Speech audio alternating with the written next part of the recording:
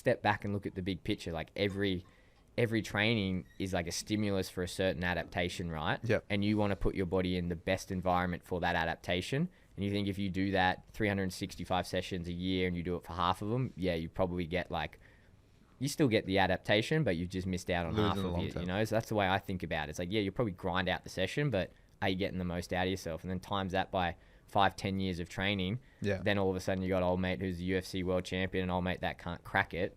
How much, you know, can you really like... Bro, they have to me all the time at the UFC. Hi, I'm Dan Khan. Nice to meet you. I'm good. Oh, Ron? Oh, look at that timing. That was ridiculous. Sorry, bro. Welcome back. All right, well, welcome back to the My Muscle Project. In the house today, we've got returning guests, Fight Dietitian, aka Jordan Sullivan, and actually got the meathead version of me as well. My brother, he's sitting in the middle. He'll get a mic if he deserves it. But I thought it was relevant because we're obviously going to talk a lot about fighting today. So and hydration and brain injuries and that sort of stuff. And man, you've done a lot in the last sort of 2 to 3 years. So pre-pandemic, we had you on the show. Or was it? No, maybe it was in the pandemic, 2020. I think we had you on Zoom. Yeah. That's when we first got introduced. But I think what's interesting is you traveled all through that kind of, because you need to like help fighters with weight cuts in person, it seems like. It's not like a remote coaching job, or somewhat is. But tell us what the last kind of 2 years has been like, because obviously you're so tied in with the UFC and the travel and everything. How's it been? Yeah, it's been good. It's been busy. Like you said, lots of travel. I guess during the shutdown, obviously Australia just got locked down and you couldn't leave Australia unless you had what they call just like pull it in closer, Jody. A Governor General pass. And so the UFC could give you a Governor General pass, but you had to be like a cornerman with like a UFC fighter, and then they take you over as like a coach. And like fortunately, obviously City Kickboxing has quite a few UFC fighters, and then they could put enough on a card that we could take like a whole team, because otherwise you just couldn't go. And I guess like everyone has to make weight, so it would have been like a real predicament if we couldn't go over there. I think the first one we all did was Fight Island in Abu Dhabi. I think that you were at that. You were there. Yeah, we went over there. Did you see the Nelk boys running around there? Yeah. Well, the Nelk boys are always at UFC now, and they're always out the back at the weigh-ins when all the fighters like dying, and they're just running around with like their beer cans and stuff. Yeah, they're pretty funny. But I think that was the first one, Fight Island, and that was a bizarre experience though, because we got like a charter flight from Sydney to Abu Dhabi, and then like didn't go through any security or anything, kind of went like around the back and then got got pushed through. And I was with like one of the ring girls, she's from Sydney, and then we went over, and then you get on this like private bus and you go to this hotel that's completely secluded, and it's not like it's an island, but it's same as like Chevron Island on the Gold Coast. You know how they call it Chevron Island, but it's just a part of like the town. It's the same as Fight Island is over there, but it's a bit weird. It was a bit like the Truman Show, because I decided to get a bike out one day, and I was like, well, is this an island? And I like went to the perimeter, and there's just this big black like rubber wall like all around to stop people going in and out. And then like it was so weird. There was workers. In the desert, there's a black wall just sitting in the middle of nothing. Around the island or whatever the town or whatever was called, or city. That's weird. And then there was like the funniest part was there's like little workers, like gardeners. And like they're not used to seeing people riding around or whatever, and it was like they were actors. And then you look over at them, and then they're like, "Oh shit, I got to rake something," or like. But they're probably like actually security guards. Or something. They probably were. So it was a bit like, but it was massive, because we had like there was like 4 resorts or something, and the UFC were in here, and then there was like a beach, and then like a basketball court. So it's not fully surrounded by water. No, it was surrounded by this black by thing. Wall, but like I guess there was water, because you could go out and there would be the beach there, and I guess if you wanted. I don't know, like, you probably swim out there and see where you end up. Yeah, that's weird. It was, but like, it was an odd thing, because there was nothing in and out. Because there was that story about the guy who, like, scaled the wall or whatever, the fighter. Yeah. And he, like, what did he try to get? On SKP. Yeah. He wanted to get, like, a T-shirt or something in, and then the UFC cut him, and he was, like, mates with the sheik of somewhere, and they called him, was like, if you don't do this. It's funny enough, because I know that threat actually went through, because whoever was the sheik or whatever was holding like the UFC Performance Institute's like supplements that were not releasing it or whatever as like a threat to them or something like that. Oh, right. So, it was an interesting experience, but it was weird because everything was just in-house. Like we couldn't go to the shops. We had to like work with the UFC PI team that had food there. And I was just like talking to them, this is what the guys need. And it's like someone needed sunscreen, and they were like, well, there's no sunscreen here. We're like, can we get some? And they're like, nah. I was like, okay. So there's no one there that's not to do with the UFC. So it's everyone there is somehow related to the UFC. Yeah, at that time, it was. Like, they say this and they made it really strict, but then, like, I know Khabib came over for, like, to watch something. He just flew in on a helicopter. Right. Didn't do it. So, like, one rule for everyone, and then of over course. here. But, yeah, it was like, just isolated. It was very, like, it was cool. Man, it was bizarre. But I guess that was just the first, and then, again, going to Vegas, it was just really weird being in hotels. Like, not hotels, airports. Like, going to Sydney International, which is, like, so busy usually, and you just walk through and there's just no one here. Like, it's a real bit of an eerie feeling. So how many quarantines did you do? How many days in quarantine did you spend between all the flying and landing? I think I did 3 or 4 all Shit. up. Yeah. 3 or 4 weeks. 3 or 4 quarantines, so 2 weeks at a time. Oh, shit. Oh, God. Jesus. Yeah, but then how many did Huge do, Cam? You, like, 8. Yeah, he did 8. Yeah, Wow. 8 2-week stints. Yeah. But there's also those weeks that he had where he had to wait in, like, the US to get back in and do his quarantine. So essentially, Yeah, well, that's the other thing is, like, it's not like we could go on the Sunday, which is how it usually works. We fly in on the Sunday for the fight week, do the fight week, boys fight Saturday night, come Sunday morning, do whatever you do Saturday night, and then you get up in the morning Sunday and you fly out. That, like, because there was such limited flights, like, sometimes, you were stuck there for, like, weeks on end trying to get back, and then you go back and do your quarantine. So it's like you go away for a 5-day work thing, essentially. It turns up being a month. Oh my gosh. So what's happened now? Like, now that the UFC's kind of opened, well, the world's opened up and the UFC's back, what's your involvement? Because I know at one point they wanted you to, like, come on as, like, the head dietitian or something, or oversee all the weight cuts or something. So, like, what's your involvement with them now, or you just work with CKB? With the UFC? Yeah. I've got a really good working relationship. I don't work with the UFC by any means. You're not employed by them or No, anything? by no means. Like, I get along with, say, like, me and Charles, who's one of the head dietitians over there. We talk almost every day. Yeah. Like, and we always bounce back ideas and everything. And same with Clint Wattenberg, who's the head of the UFC in Las Vegas, and then Reed Real, who's probably one of my biggest mentors, like, in this whole area. He's the head of the UFC PR in Shanghai. So I'm really close with him, and, like, if I ever need anything at a fight week, I just call and be like, hey, can I get this or whatever, which is good. But yeah, we're completely separate. So I just go over with City Kickboxing. Yeah. Right. Okay. And then you work with anyone outside of City Kickboxing?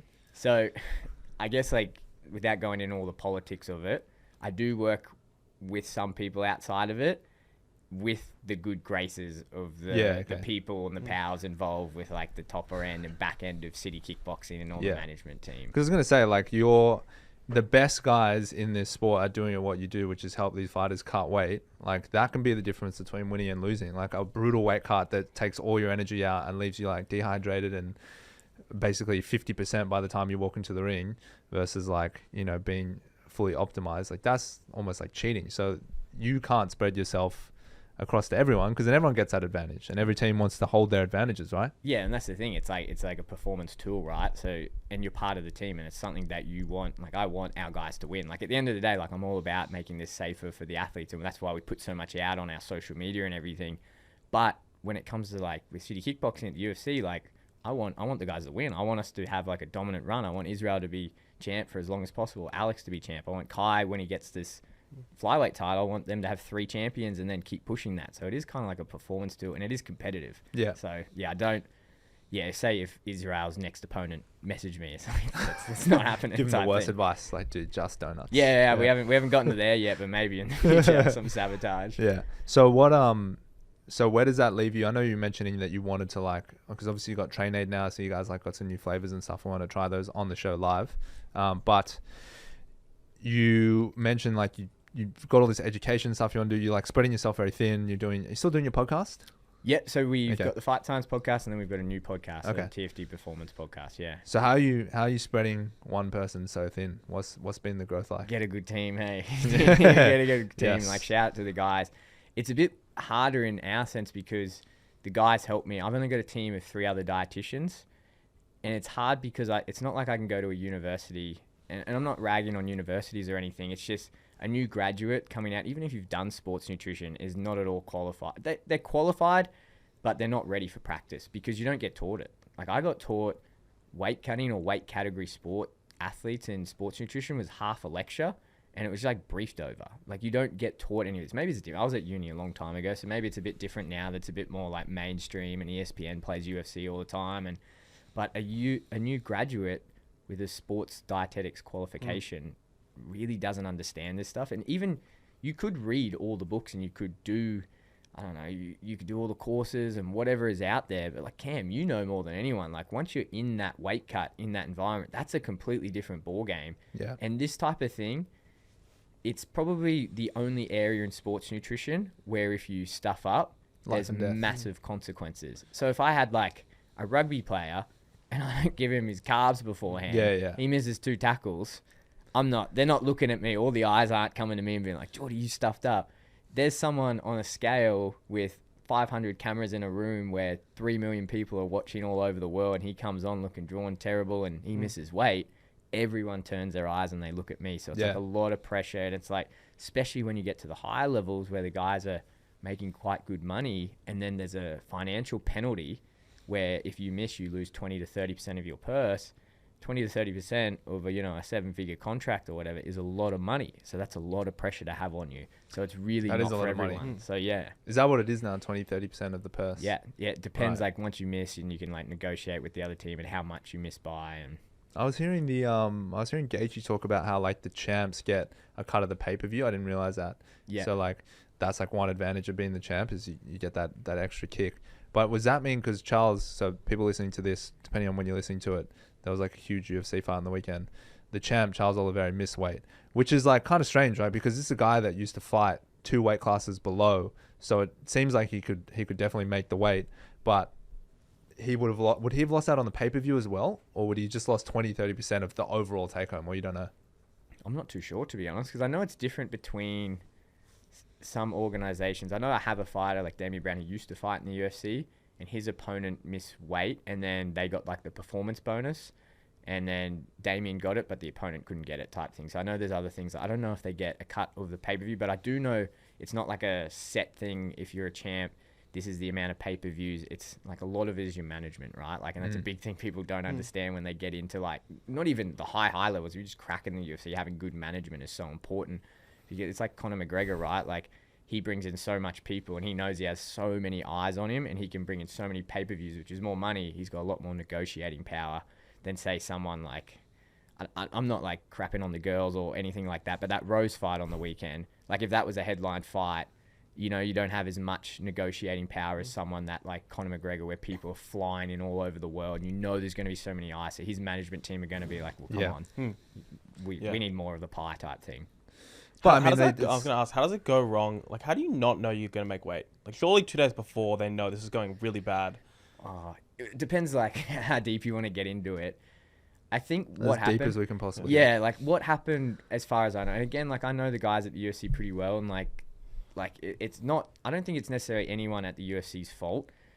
The way it works is that when you're checking weight at the UFC, you've got a check weight scale, and it's like an official scale. So what you see us all do it all the week is like, we call it the scales games. You're just like, Dino, the scales game are the worst game. Cam, you know it. Is this scale calibrated to this? Is it when I get on there? Oh, you're talking about, like, is the scale right? Yeah, is the scale right? And we play the same game at the gym. Yeah. With fat clients. Like, the scale is not right. It can't be right. Every fucking day, I'm like, the scale is right. I do my scale at home. I'm like 89 at home. And only 3 jars of Biscoff. How's it work? I was in the sauna last night too. But that's your reference point. So the reference point that we're all like putting our scales to, because you're not gonna. We stay on like some hotels like 14th to 20th, 30th floor. You're not coming down to the bottom floor every time you want to check weight. Get your scales. I stand on it. What's it on the official? That's your reference point. That one calibrated scale. The thing that I heard is that I don't know, maybe they're moving it, or another fighter or whatever, discalibrated that scale, which is the reference point to all the other fighters who are putting their scales against check scale. The check scale. Right. Which is not the official scale. Yeah, okay. But it's supposed to be 100% accurate. Supposed to be calibrated to what you're going to be getting on stage, but that's a digital scale, and this is the old school. Like, man, just going through this fucking stupid system already. Don't get me started, because I've had this conversation with the UFC before, where we've had guys where I've calibrated scales. Like, I remember back in 2019 in Melbourne, 2, 3, 4 or something, there was 8 different athletes. Well, not all mine, like 4 of mine, and then 4 from like 3 different teams. and we all went on the check scale and everyone was 0.2 pounds over. And we were like, this is very bizarre that this many people from different teams, we've all been cutting weight using different scales, are all 0.2 pounds over. And then I said to him, I was like, wouldn't it make more sense that we've all calibrated our scales to this a couple days ago, hit the weight on our scales, and now this scale's off? Yeah. And they're like, nah, it doesn't matter, go up and cut. So we all went back in the sauna, cut and then every 0.2, whatever it came out, it was like, when you're reading it on this, it works out to half a pound. Every single fighter in that little room there came half a pound under. So it happens. Like, that happens. What I've heard happen with Charles is that he checked the Thursday night on this scale and it said it was 155. And I've heard different stories on the check scale. On the check scale. And what was he trying to be? 155. 155. So he's bang, he goes, I'm on weight. Awesome. Whatever. I don't know. Whatever Brazilian chant they do. And they go upstairs. I don't know. But they go upstairs and I don't know. I've heard that he then rehydrated up to like 156 and he had some food and drink. I'm not sure if that happened. In the media, he said, I didn't have anything. So he's then gone, okay, 155, gone back down the next morning, jumped on the scale. And then what they do at the UFC, they make you check before you go out to the official. Mm-hmm. So there's a team and they sign you off. So they make you check on the check scale. And they watch you and they go, okay, good, you're on weight, go out there. So he's thought he's on weight. He's gone out there. The UFC must have checked him and then he's gone out and then jumped on and they're like, oh, you're 0.5 over.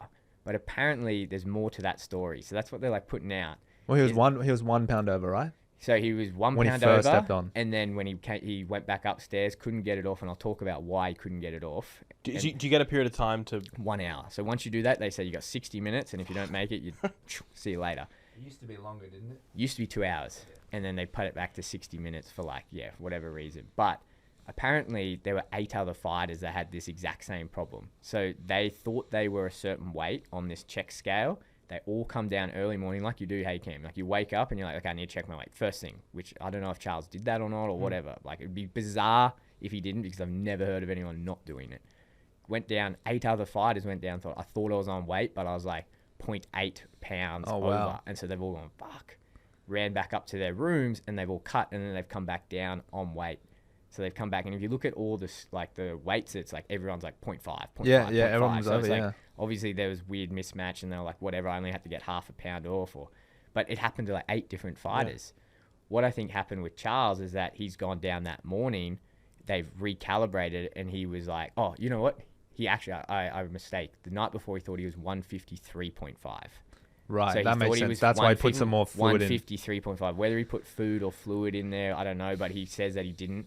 He came back down and it says 156 because the UFC apparently got wind that this scale was out, and then they said, okay, well, we need to fix it. They recalibrated it for whatever. Like, I don't know how you recalibrate a scale that close and then be confident that it's accurate, which is probably why everyone was 0.5 or whatever difference.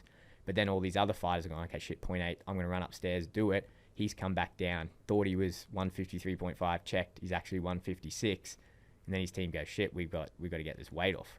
Or the other thing that I've heard is that he didn't even bother and he came back down because he thought he was on weight and then just jumped on. They said 156, but you hear like go jump out, like jump on, and then he jumps on. They give him the hour, which is like all of that. And what does he do in the hour?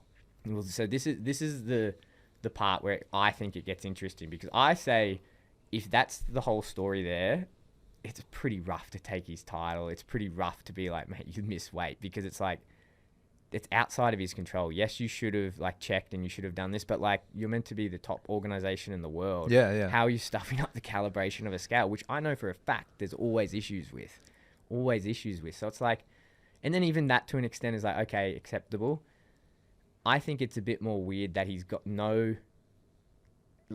checked this weight, he's 156, gone upstairs, and then he can't get that pound off. That makes me go, okay, well maybe there's a bit more here. And what I think has happened is that what he's done in his fight week is probably depleted himself way too much, and he's hit like what we call, if you think of it like a critical point, with where, and Cam, you'd know this, like where you just can't sweat. Like you see guys, they go in the sauna and they go in the bath and their body just doesn't sweat. Right. Without going too deep in the science, it's essentially you've got all this fluid in different compartments in your body. Just say for ease of conceptualizing it, inside your cell, outside your cell, in the blood. There's a lot more, but just think of those three. And when you sweat, you lose fluid outside of your blood, puts it on your skin, and you sweat it off. So like fluid will move from your blood out here and you'll sweat it off. If you keep doing that excessively, like you do in a sauna, you're obviously losing more and more fluid. So you move more fluid from your blood onto your skin and so forth. Your body goes, man, like, well, I kind of need fluid in the blood. Like it's like 60% of it. That blood's pretty important, getting like stuff up here for your brain and organs and muscles. So your body aggressively protects that fluid. So what's it do? It goes, I got some fluid over here and over here. So it moves fluid from outside your cells in that area to over here. And then if it need be, it'll move it from inside your cells to there to there. But all while that's happening, what's going on is that it's not just fluid in all those compartments. There's solutes, there's glucose, there's ions, which is electrolytes, which is sodium and potassium. And so like if you think you got a glass of water there, like plain water, you put 2 scoops of like salt in there, it's got a particular like concentration of salt in there, right? You do that with less water, put 2 scoops, it's more concentrated. So the way fluid actually moves in your body is not just like your body going, hey, you're sweating, like get some more fluid out there. It moves by the different concentrations of the salts. Right. So as you're sweating more when you're cutting weight, this like blood part is getting more concentrated with salt. Yep. So it needs fluid from in here. Right. And now this is where like weight cutting and like, I say that like it's very like easy to do. Like when you design a weight cut plan, you're strategically moving different parts of fluid from different components to get that in the blood, but not dehydrate the athlete excessively, because dehydration is like, if I said to 10 different sciences, what's hydration, what's dehydration, you get different answers because it's a very complex thing. Right. We don't really know what it is. Right. What happens is your body will protect that blood hydration, I guess, very aggressively, and it'll get to a point where it just says, nah, stuff you, we're not sweating anymore. And that's a big problem in weight cutting. What I think Charles did is that he went very aggressive in his weight cut strategy. So he reduced carbs, reduced fiber, reduced salt, which most fighters do. That'll bring down that fluid. He's done his weight cut, whatever, which will bring it down. What he does that not a lot of fighters do is what's called a water taper. And that's a very like Brazilian, Russian thing that, yeah, exactly. Like you hear about it and you laugh. Water taper? Oh, yeah. Yeah. So what a water taper is, what a water taper is you stop taking in fluid into your body for 48 hours. Whereas like what we do, Cam, is what complete opposite is like a water load. It's not like, I don't think you need to drink excessive amounts, but you need to drink a bit more than what you usually do. And it helps put extra fluid in this middle compartment so that there's more fluid to push when, you know, you come into the back end of all of this. There's more fluid to play with and you can kind of push out, which every single one of those fighters, the 8 fighters, if they did that properly, should have a bit more fluid here. Yeah. And they go, okay, shit, this sucks. I've got to cut an extra 0.8 pounds. I've just gone through this mental battle, played some mental gymnastics, but I'm pretty confident I got this here. And I get old mate Charles de Bronx. Couldn't get it out because he didn't put any extra fluid for 2 days. 2 days is a long time not drinking fluid. Plus, I'm going to say that he probably went and I'm generalizing and I don't want this to sound bad, but most Brazilians also cut carbohydrates out really early, cut fiber out really early, all the things that you want to manipulate. Not steroids though, keep those. Yeah. But rely on clenbuterol. But they cut out all the things that you need to manipulate this fluid. And like, that's the game of weight cutting, is you want to make sure that you're not dehydrating this athlete too much. Yeah. So you do all the things to make sure, okay, yeah, I appreciate I'm moving all this fluid out, but I want to do as little of that as possible. Charles just went to the 10th degree, got as much out. Brazilian. Hit the floor. Hit the floor. And then he would have, so overnight, and then you think, okay, well, that sucks, but you should have had that. Maybe he did have room to do it, but then he had the overnight where, because he made weight, he thought if he was 153.5, he was probably 155 overnight. And then he's had that whole time to be more dehydrated, which pushes more, because your body's metabolizing and everything, losing fluid just in its normal function. And then he goes, okay, I've got to go upstairs and cut this weight now. And so your body will slowly keep pushing that, but it'll be super slow. Like Cam, you know, first round when you cut weight, you lose 2 kilos. Second round, exact same time, you lose 1 kilo. Next round, you lose 500 grams. Next round, and because you're slowing down the amount of fluid that your body can physically get out. And so maybe he would have made the weight. He just wouldn't have had time because he was so sucked out and dry. And if he did eat or drink, depending what he ate and drink could have added to the problem, because if you put really carby foods in there or fluid that isn't like a proper oral rehydration solution, instead of putting fluid back that way of the curve, you actually suck it out from those other compartments into your gut and then pee it out. Oh. So that could have been if he did, which eat is or slower. drink, which is slower. Like, So you can't sweat that out. You just have to. You're like waiting. You could sweat it out. It'd be slow, and it would just take time. Like, it's just a time thing, and that's like why there's so much mass behind it. I think when we're cutting weight and like you're running the numbers in your head, you're like, okay, you need to do this round for X amount of time because we're aiming for this number. You don't want to overcut. But once you understand the sweat rate of the athlete and how you've prepped that person, you can get a pretty good estimate how easy their body's giving up the fluid. And so I say then, yes, there was all this scale commotion. Yes, it was a bit crappy, but it's kind of on you as well because you put yourself in that position. Like, yeah, you've probably figured it out over the years that by doing all of that, you'd land straight on 155, but it wasn't an issue for any of the other guys. They all got it off, so. Yeah. Well, other athletes weighing in heavy as well that had to go cut extra? Yeah. Yeah, okay. Yeah, and then I think one girl missed weight, but girls are a completely different story. Like, you've got menstrual cycle and that can play into it, and I think that was a big factor with that one. Yeah.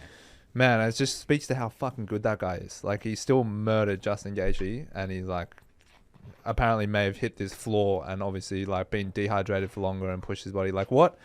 Because I know you're trying to, I think you said this before on our show, but you're trying to get someone at their actual weighing weight for as little time as possible, right? Yeah. You're like, if you have to weigh 155, like you want them 155 for like, I don't know, max an hour or something, right? Yeah, for a short amount of time because like it's not normal for them. Like every athlete is going to have their ideal like competition weight, and that's a lot heavier than what they're weighing in at, right? Because you put all the fluid and everything else back in, and you kind of want to get them back to a weight that they've been hanging around at the back end of camp. Right. So you even think from like a proprioception point of view, like if you put on too much weight, like your body's not used to that. Your body, you can't move properly. And if you don't go up enough, it's like you feel a bit light and crappy and whatnot. So you want to try and hit that ideal weight. Yeah. But you're only on weight for, I don't know, what would you say again, max 2 hours? Yeah, 2 hours, an hour. Yeah. And what's the delta? You're putting on like 5 kilos, 6 kilos? It depends. Like, usually it'll be like 10, 12% of their body weight because that's what you're manipulating. So you put on 10 kilos? I'm not 100 kilos. You look like it. Like Cam, you'd put on 6'4". like what, 8, 9 kilos or something like that? Yeah, about 8 kilos. Yeah, 8 kilos. Jesus. In the space. And like most of that will come back in the first like 8 to 12 hours. Yeah. So, my question is then, how much is, because like then when Charles was missing weight, and I think it's just a generally interesting health and fitness topic, and Gaethje posted a video of him or a photo of him. He's like at 165, and he's like, this guy's still like out there trying to sweat to get to 155. How much advantage is that, knowing that he's been extra hydrated for an hour and he's extra depleted for an extra hour? And then like, what are you theorizing that are the main performance benefits you lose? Because obviously Charles went in there and smoked him, but if it had been the end of the 5th round and it had been 20 minutes and there's been more sweating and there's been like more cardio involved and like different energy systems, like what are you expecting that like, that difference is, and like the advantages and disadvantages? I'll say what I think and I'll see if you agree, Cam. I think, and it kind of pains me to say it because it's like the complete opposite of what we preach and whatnot. I think what happens performance-wise after a bad weight cut is not as bad as what most people say. Like, I think like Charles missed weight after like probably what was a pretty brutal cut and did really well, and you see that all the time. I think you see the effects of it the longer the fight goes on, like your gas tank and whatnot, and the type of fight that it is. If you're like someone like Israel who like doesn't grapple a lot, is a very technical stand-up, good distance control, probably get away with cutting a bit more. If it's a wrestling heavy, grappling heavy fight, you're going to feel it. And like what a lot of people say when they have bad, and I've experienced this, is your legs go. I don't know if you've experienced this, Cam. You get heavy legs and you get that hard, and that's hard to grapple with. Like if you're grappling up against the cage and you're trying to move someone or get back up and you've got that heavy legs, that can really play a big component. But again, it's all about strategy with the game plan, right? Like I don't think cutting huge amounts of weight is going to really diminish your overall performance, but if your performance requires you to be a real grappling heavy athlete, then obviously it's going to have an effect. If you can get around that somehow, you can probably get away with it. But then you've got to deal obviously with all the health, kickbacks that come from that. Have you experienced that, Cam? I haven't had any bad weight cuts, but I've had some like pretty like hard weight cuts. Not bad. Like I haven't missed weight or anything. And like early on when I was like just cutting weight off like stuff we got off the internet, and like we got the Mike Dolce book and stuff, like we just do like these random rehydration stuff. So I was doing that, and it's like I feel it a little bit in my legs, but I never really had one where I was like, oh shit, like I feel any different to like what I do now, like working with you and doing those weight cuts.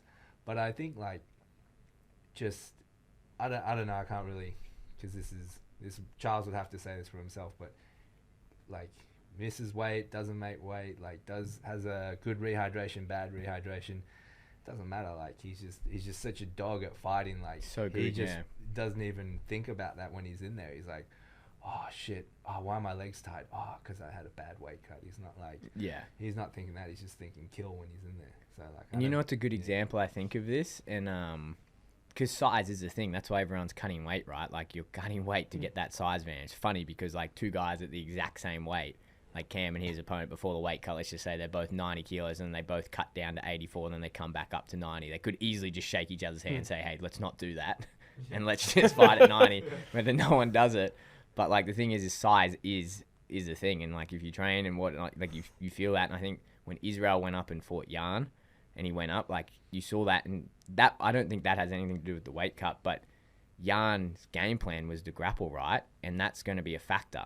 So him being heavier and putting on a bit of size, like Israel, if we had a better game plan, probably could have got around that. But at the end of the day, Jan just executed his game plan and used that weight to his advantage. And it's like, well, was it that Israel didn't cut? Like he didn't cut any weight whatsoever, but he was smaller. So it's like he was able to Jan was able to use that size differential to his advantage. Yeah, how much is, I mean, Cam will probably speak to this as well because you've fought up a few weight classes a few times, but how much of an advantage are you getting in terms of, like, because I'm in this particular example with Izzy and Jan, like for those listening, so Izzy's around, like he cuts down to 185, which is like 186 kilos. 84 kilos, sorry. And the 205 champ, which is like 91, that will 93. Yeah, if I can have no idea. Yeah, so it's like it's nearly 10 kilos, right? Yeah. So Izzy's trying to get to that weight. Jan's cutting down to that weight. So the actual delta in the end is probably like 15 kilos by the time they get in there, if not more. But I think as a percentage of their body weight, yes, it's high, but it's not as big of a delta of the smaller weight classes. Like when you get that, when one person's coming up, one person's coming down, even though obviously their weight classes are closer together, the delta in terms of a percentage of body weight is a lot higher. But like, is just 15 kilos just 15 kilos no matter what? Because, you know, two guys, you know, heavyweights, for example, like Cyril Gane and Ngannou, there's like, you know, good 20 pounds, 10 kilos between them just naturally anyway.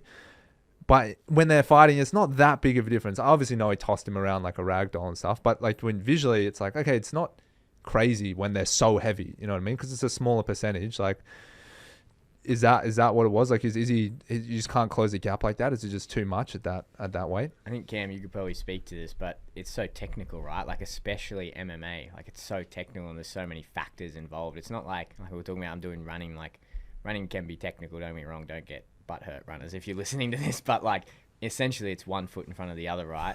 MMA, be a good coach. Yeah, but you know what I mean. But MMA, you've got wrestling, you've got judo, you've got like cage wrestling, you've got even kickboxing. How many different types of kickboxing are there now? Like, do you use feints? Do you not use feints? Like, there's so many components to it. How much does weight contribute to all of them and then to the overall performance? We don't know. Like, Israel used to fight up in kickboxing, and because he's so technically good at kickboxing, he just used to destroy people. But then, like, you put him in that MMA sense, and then someone like Jan, who technically on the night just executed a better game plan, yeah, the weight played a factor. So it's hard to say. Cam, what would you say? Like, I've trained with people who are like 20 kilos smaller than me, and they've held me down the same way that Jan held Israel down. So you can say it was the weight, but honestly, I think it was like just the technique. Yeah. It's like, I've seen guys in grappling comps and MMA fights who are way smaller than the guys they're versing, and they just absolutely ragdoll the bigger man. So I think the technique is definitely way more of a contributing factor than the actual weight. And there's so many like technical components of MMA too. So it's like, it's such a technical sport. And then it's like a conversation almost of like how much of each of those components of MMA contribute to the overall performance of the athlete. Because like at the end of the day, if someone goes out and knocks someone out in the first 20 seconds, that's the same result if someone grinds out a super technical chess match for 3 rounds. Like at the end of the day, it's the same result. Yeah. But how much did each component contribute to the overall performance? Like it's really hard to say. Like it's just because there's so many components, such a technical sport. Yeah. I think it's interesting. It is because like it's happening a lot more now. People bouncing around weight classes and stuff, and like it's just interesting to see how it plays a factor. But like the one thing that I think I noticed the most consistently across all combat sports with weight differences is how hard the shots land when you're in the wrong weight class. So like if you're light going into the weight class, it's how you take a shot. So like I think guys can crack still really hard going up weight classes. Like you look at a guy like Connor, he can still sit down Nate Diaz at 170. He can obviously still crack, but it's like when they take the shots, because they're like this, they've got like a smaller frame, it just doesn't, like it hurts them a lot more. And I think that's like the one thing I noticed with Cam. He won like King of the Ring in his actual weight class that he cut for. And the other 2 times that he went up, like you could see, and you probably fucking nodding your head as I say this, like they hit way harder because they're just heavier. And so like for him, he has to have a different strategy because it's like, I just can't take a shot up a weight class. And it's the same with Izzy. When he fought Jan, you could see he was way more cautious because he's like, oh, this guy's going to hit me way harder than other guys. Whereas Cam kind of accepts when he's in the middleweight. It's like, I can take a few more shots. Obviously not that you want to, but it's different. It's a different level of confidence knowing like this guy's not going to touch me and just put me to sleep kind of thing. Oh, yeah. I think anyone that's done any sparring, like you spar with the big boy and you keep your hands down, like it's a lot different than when the other guy, like, yeah, but absolutely. And then like even weight cutting and that, right? Like, I don't know if you've never really done too bad of a weight cut, but you see people, like I've seen once with one of my clients, it'll never ever happen, like let it happen again, like how chinny people get when they do these like really rough weight cuts. What's like, chinny? So chinny is like you lose your chin, your ability to eat a shot. Yeah. And a big component about it is the fluid in your brain. Explain that. So like when you're cutting weight, right? Like remember I was talking about these 3 compartments, right? Like you're pushing fluid that way. When you put it back out of the body. That's out of the body. Yeah. That way is out of the body onto the skin, into the whatever you're sweating into. And then you put it back in through your gut. It's got to go the other way. So it's got to go from your gut into the blood, into this like extracellular space, back into the cell. And it's not just like you can put water in there and that'll happen. Like again, it's all like salts and electrolytes that do that. So if you do that correctly, you'll put it all back in the blood and then it'll get to the cell. But the cell's like a gate. And it doesn't matter how long or how much fluid you put in there. If there's a rate limiting factor, these little channels for how fast that fluid can get back in. So even if you've got like 24 hours to rehydrate and you like IV fluid and you skip all the intestine, the gut and whatever, and you just go straight to, but it doesn't matter because it's a rate limiting factor getting it back in the cell. And you got a fixed amount of channels. That doesn't change. You can't increase or decrease them with electrolytes. Okay. Exactly. So it's, and 36 hours, we don't know. Like for UFC, we don't know. But at least in my experience, when I've seen really extreme weight cuts, you see guys, this is a big thing, and it's like they get chinny because around your brain is all these brain cells, and like there's another like cerebral spinal fluid and whatever else. You lose that fluid, I don't think you get it back in that time. And you see guys that eat shots that probably could eat it at training or when they're like well hydrated, not eat. And this one particular athlete, we did this big one, it was his UFC debut, and like I said to him, like, and there's a whole ethical convo, is like, you're going to have kidney damage, you're going to do this, we're not going to be able to recover from the weight cut. And he's like, well, I've worked 10, 15 years of my life to do this. Like, I'm going to do it. I just need your help to make weight. And it's like, well, it's your body. Because everything leading up to it, he did wrong. Like, he wasn't setting himself up for success. It was a 3-week replacement. And they called him up, and it was like, so he had too much to lose. Yeah, too much. That's like Masvidal, how he made that weight against Usman the first time. Like, he cut Masvidal. What do you have, 2 weeks to make 170? No, it was less. It was like 7 days. 6, Yeah. 7 days. What the hell? Something wild. But like, so with this guy, he got his foot stomped. He got dropped with a measuring jab. Like, this guy was just getting his distance, like getting his distance, that's and it. like kind of his and he went back, and the coach was like, as soon as that happened, we knew it was. And then he got pretty badly knocked out. Like, not just like, you know, on the weekend when Tony went out, it was not as bad as that, but it was bad. I don't think you can get kicked harder in the head. Maybe if you're like soccer kicked, but he got kicked pretty hard. I was like, genuinely, I was with the people, like everyone was cheering, and I was like, I wouldn't be cheering. Like, that guy's been out for a long time. Yeah. Like, I was like, this could be very serious. Yeah, and he's a bit older and stuff, right? I think getting kicked in the head, like I think getting punched, most people have like some type of like you kind of understand what it feels like. I think getting kicked is a very different thing. Like, people don't understand how much it hurts getting kicked in the head and what that feeling's like. Tony wouldn't have felt that. He would have just completely out. Out. switched. Yeah. Out. Like, his whole body limp. Like, that, it was scary. Like, Yeah. being like a health professional, I watch that and go, geez, like that's not good. Well, I imagine getting kicked in the head. I just think of the equivalent, like Rogan says, getting hit in the head with a baseball bat. Yeah. Like it wouldn't be too different, right? If someone's been kickboxing long enough and their shin's hard enough, like I mean, look at his, like that's a golf club. If he kicked you in the head, I feel like, and you hit me with the bat, I would probably, and I was blindfolded, I would probably wouldn't be able to tell the difference that much. To be honest. Yeah, legit, eh? No, that was my shin. Yeah. It's fucking awful. Yeah, especially like when you see kickboxing guys and they all like calf kick you and everything. Like imagine that, like open body calf, just someone coming up with a baseball bat and just whack. Yeah. It's brutal. And then with the saying on the hydration stuff, what in terms of when you're like your recovery in the fight, in terms of I should say like coming back from a shot, like guys get kind of put down, then they pounce back up. Do you reckon that has anything to do with the hydration? Do you think guys that maybe hydrate better and do it better can take that shot, they like kind of pop back up, and people say, oh, like it's the cardio because they can recover from a shot? Or do you think that's hydration plays into that as well? It's much. I don't like. We don't know. Yeah. We don't know. But like potentially, like if you've done a big one, like I said, like if those cells have fluid that's not in there, that's meant to be in there, yeah, of course it's going to play a factor. And it's even like hydration with all that stuff. I say to guys, make sure your Rehydrate going in there, like decision making. Like, I don't know, like MMA, man. It's not like, again, it's not rugby. Like, yeah, you can get hurt in rugby, don't get me wrong. But like we're saying, you get hit with a baseball bat over the head. You want to make sure you're pretty sharp and you're completely coherent with everything. That's a massive thing, even if you're a little bit dehydrated. And you got to keep in mind, I always say to the guys, like when you get back in there, you're sweating as well. So you're going to be further dehydrated. So it's like Cam, you would have done it at the gym, like when you're training, and you just go for those extra rounds. Like you guys are brutal with it. You hit a point where you're like, oh, my body feels really, really fucked, essentially. And it's because you get to that level of dehydration and whatnot. Like if they're dehydrated going into the fight because they haven't rehydrated properly, and then they're moving around sweating, like it's inevitable that like you're going to get negative performance from that.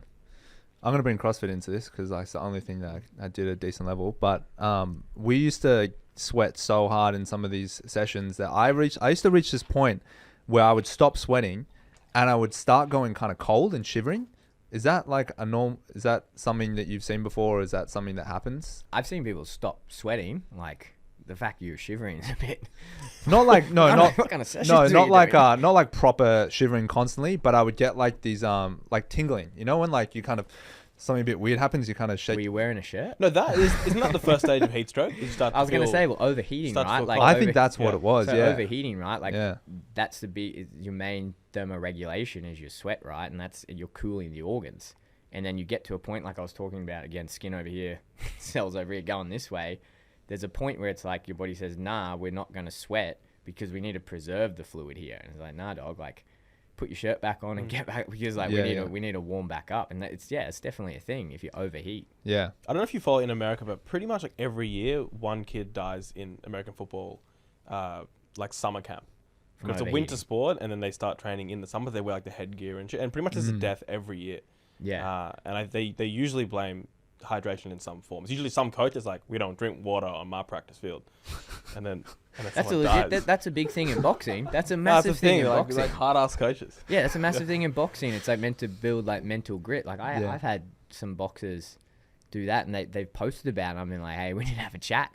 And they're like, oh yeah, coach won't let me drink during the session. Like, and it's like middle of summer in like a little crappy boxing gym. You know what that's like? It's like, oh bro, like you just lost 8-10% of your fluid and you're not putting anything back in. Like it's ludicrous. And like think of job sites. Like it's one of the biggest things, workplace health and safety is hydration problem. People literally like mine sites when you're down, got all your kit on, people literally die doing that because it's a massive problem. We used to know a guy that worked in the mines, and he said I'd drink 8 liters of water a day because you'd fill up 4 2-liter jugs. And he goes, I didn't pee once in the whole day. Oh my God. And drink 8 liters. Because it's down there, it's 50 degrees, it's humid, and he's just sweating constantly. And he just go through a water because it's like, I don't know, you're down there for 2, you come up, you do a new bottle. And this guy was like a CrossFitter, so he'd train all the time. And he's like, I didn't take a one piss all day. Just all came out through my sweat. I'm like, how's that even possible? Is that possible? If you Well, it just like, goes straight. You just sweat it all out. Yeah, straight through because you're not retaining it because it doesn't have the salts and everything. Like my old man worked for the council for like 40 years or something. Like way back in the day where you wear like the little footy shorts and like thumbs on the like way back Bro, then. they still wear those shorts. Yeah. But he said that's because when he got up there, he said, man, that's the most meetings I have. Like the biggest problem we have is in the summer is heat stroke. Yeah. And like he said, back in the day, it was even worse because guys would just like have a beer at lunch or whatever. They didn't know any better. Yeah. But like now, like every job site, you have to have electrolytes, and even like I don't know, you guys have tradie mates, rock. I'm like, oh, fuck that. Like I'll go get a V or a Red Bull or something instead. You're like, man, you're in roofs all day, and like that's a big thing. People passing out in roofs. And with power tools and shit. Yeah, like buzz saws and shit. There's the vending machine at the gym. As soon as the session's done, like all the boys have their Train Aid. They got electrolytes. You know, they got stacks of bottles of Train Aid in their house, and they can have whatever they want. But they go straight to the vending machine, get the sugar-free Coke, get the sugar-free Deep Spring. Slam those down straight away. Did I talk about this on the podcast? Why we made the first flavor mango? It's because of the deep. It's like the Deep Spring mango that you guys have at the vending machine. Because I was always standing at the gym, and the boys would just go straight there, and I was like, "What are you doing? Like, I told you this. You all have a rehydration plan. Stop skipping out on it." How different is like in intra-session hydration? Because I think, well, from what I understand from your stuff is like you want to be, the most important part of hydration is before the session. But how much of a difference if most people train for 45 minutes to an hour, they do some kind of like strength training and some kind of cardio, or they go for a run? How much of a difference is in that time period does like intra hydration make a difference? To be honest, I think the more I learn about it and like the more people I talk to about, I think it's probably marginal. Okay. Like unless 1 or you're 2%. a high salt sweater and you sweat a lot, or you're in a hot, humid environment. Like I think if you tick any of those boxes, you need to be really on top of it. Raf, you've said before you're not that big of a sweater. No, I'm a very big sweater. No. I'm not a sweater. Okay, I'm sweating right now. So okay, yeah. So for you, you should probably be drinking electrolytes during the podcast. Yeah. But it's like if you're not sweating, you're not losing the electrolytes. It's not that big of an issue, right? Like the thing is with athletes, the biggest mistake, it's the back-to-back sessions. Right. Like if you're going to train in the morning, then go again. Yeah. And then you don't like have time to even eat a bunch of food, so you're not getting salt in the food or anything. It's like, man, you need to tick these off. Like you need to get carbs, protein. You probably need to get fluid and electrolytes back in. Otherwise, that session at night time is going to be mud. Like you'll get through it, but it's like you think long term, and even at the time. Like every athlete knows, is like you can just grind it out. Like even if you feel shit, you'll grind it out. But it's like we'll step back and look at the big picture. Like every training is like a stimulus for a certain adaptation, right? Yep. And you want to put your body in the best environment for that adaptation. And you think if you do that 365 sessions a year and you do it for half of them, you probably get like, you still get the adaptation, but you've just missed out on half of it, you know? So that's the way I think about it. It's like, you'll probably grind out the session, but are you getting the most out of yourself? And then times that by 5-10 years of training. Yeah. Then all of a sudden you got old mate who's the UFC world champion and old mate that can't crack it. How much, can you really like? So it's too late, you're saying, when the session starts? Not too late. Again, I think you should be going into that session with like a pre-training nutrition protocol. I think everyone should have that regardless of like, but again, it's like, it's what are you trying to get out of the session? Like some people, like we do heat acclimation. Like sometimes like not so much you don't want to be dehydrated going into a session, but like for runners, for example, you do fat adaptation sessions. So you don't eat before you go in because you want to work that fat adaptation. For these guys, if you want to do like a glycolytic sport that you're wrestling and fighting and whatnot, probably like, you want fat adaptation, but it's much more important to get that glycolytic system just, so you need to go in there carved up. So it's all like what's the environment you need to put that person in for whatever stimulus you're trying to get. Is that in between rounds when they give them, that's, you can't bring it mixed in, can you? You can only bring your own water. No, it's just water. Yeah, they don't let you bring your own thing. They give it to you. I know boxing. I think the WBC. Is that right? You might know, Dino. Mayweather used to have Gatorade in between. They used to let you bring something. Okay. You're not allowed to have Gatorade in a fight. No. I'm sure some boxing things you can bring. I don't know. It's very bizarre. Boxing's all different. You have to have only water. I think so. Yeah. Strict. Yeah. You can't have like sup because it's like what do you? Milk. You no can't oranges. No oranges. Yeah. Bring out a meal with a plate. Yeah. Where's my fork? Yeah, going out there, put a little serviette on. Quick, Cam, get out there, go. I want lobster. Cam's mum, wipe your face, Cam. Yeah. But I guess I was asking you sort of answered my question, but if you are taking in fluids anyway, is it actually being absorbed by you or not really? in like a 45-minute to an hour session. Like if I start doing some squats and I'm like, oh, I'm feeling a bit flat, maybe I should like drink some Gatorade or whatever, get some sugars in, rehydrate. And I think, oh, well, actually probably haven't hydrated that well. Am I really going to make much of a difference? Is there enough time for it to be absorbed? For sure. If you say you did two like different sessions and one you didn't drink anything and then one you drank, the session you drank, you'd finish way more Even hydrated. if it was in the session, If it was in the session, for sure. Okay. Whether or not that has a performance difference, it's dependent. Everyone has a different level where, like, you read the literature and everyone says, oh, 2% dehydration is when you get all this. Yeah, I've read that stuff. That's not true. Like, it's different for everyone. Some people can operate really well at 5%. Some get to 1 or 1.5 and then they're just cooked. It's where that is. But it's, say, in that 45-minute session, if you don't have anything and you drop below whatever your percentage is and you start feeling it and you start feeling crap, yeah, it's obviously a poor, like, performance detriment. We need to address that. Some guys, they won't feel it and they get through it and they can happily rehydrate after. There's probably other things we can focus on. Right. Well, I have another question for you. So, like, ever since, it's almost like I just got so sick of looking after nutrition for a while and I started learning so much about hydration. And then after hanging out, speaking with you, I'm like, that's like literally the only thing I put effort into these days is like my hydration. And like, because my food's always my food. It's like, I mean, I just like it to be easy and just simple.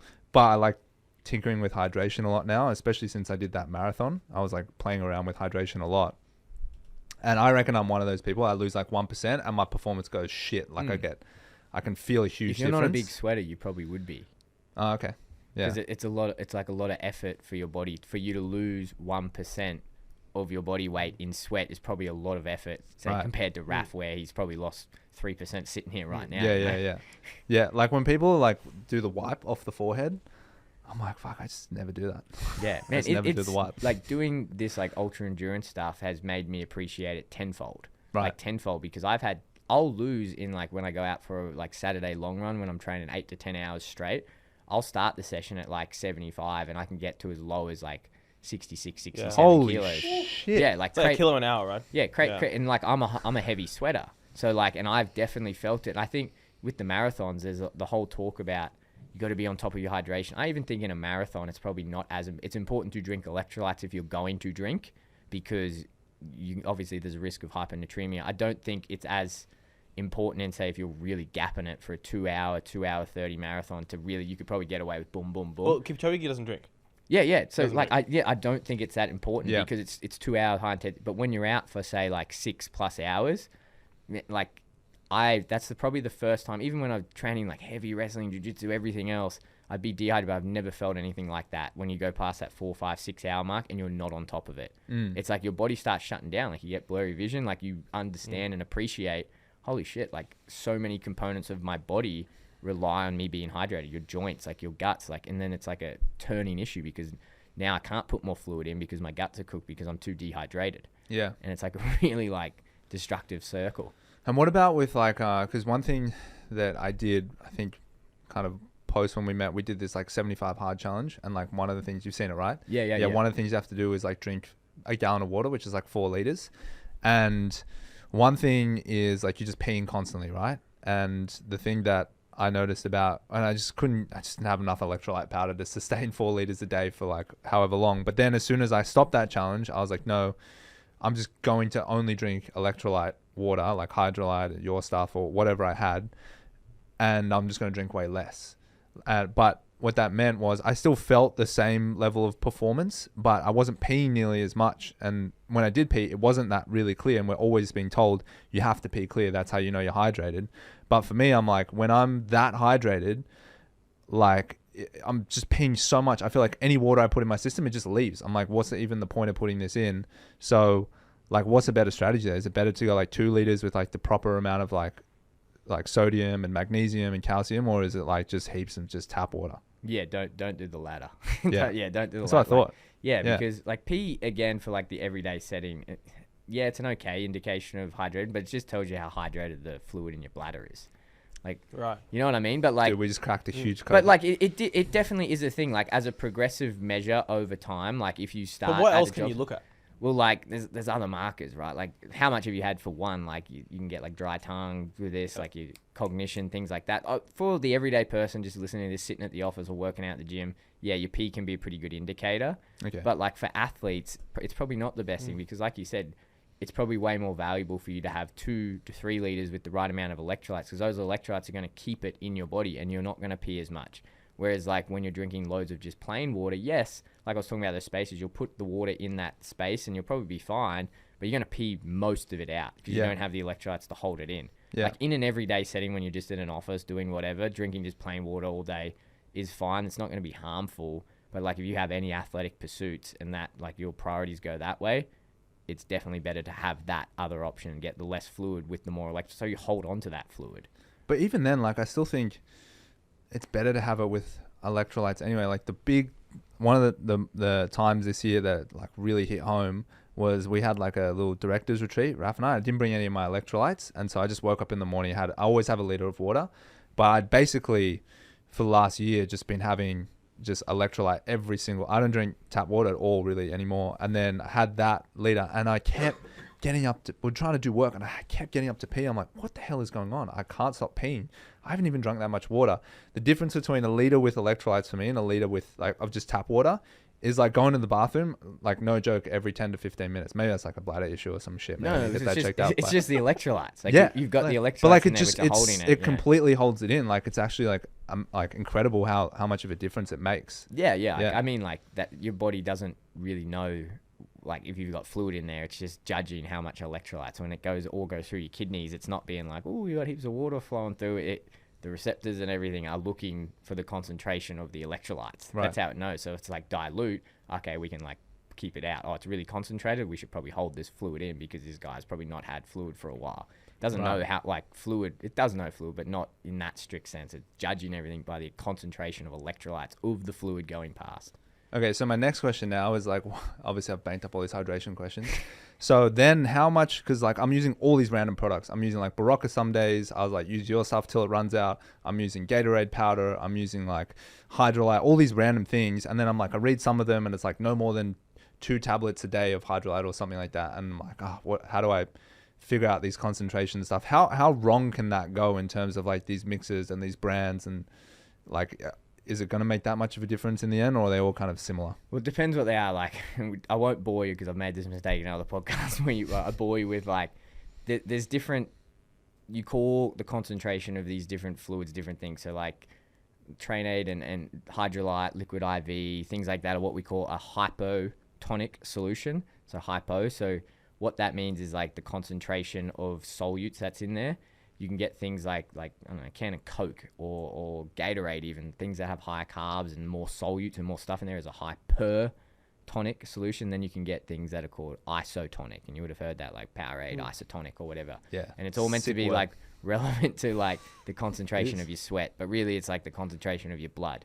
Right. And so what, like say take for example the oral rehydration solution and Train Aid and everything, while we're doing that, the way we designed that, because the purpose when we designed it was for Cam and all his mates who used to drink all the soft drinks out of the vending machine, but when they weighed in, remember they did that process with all of these things and we're pushing water that way. Right. We want to get water back in the other way.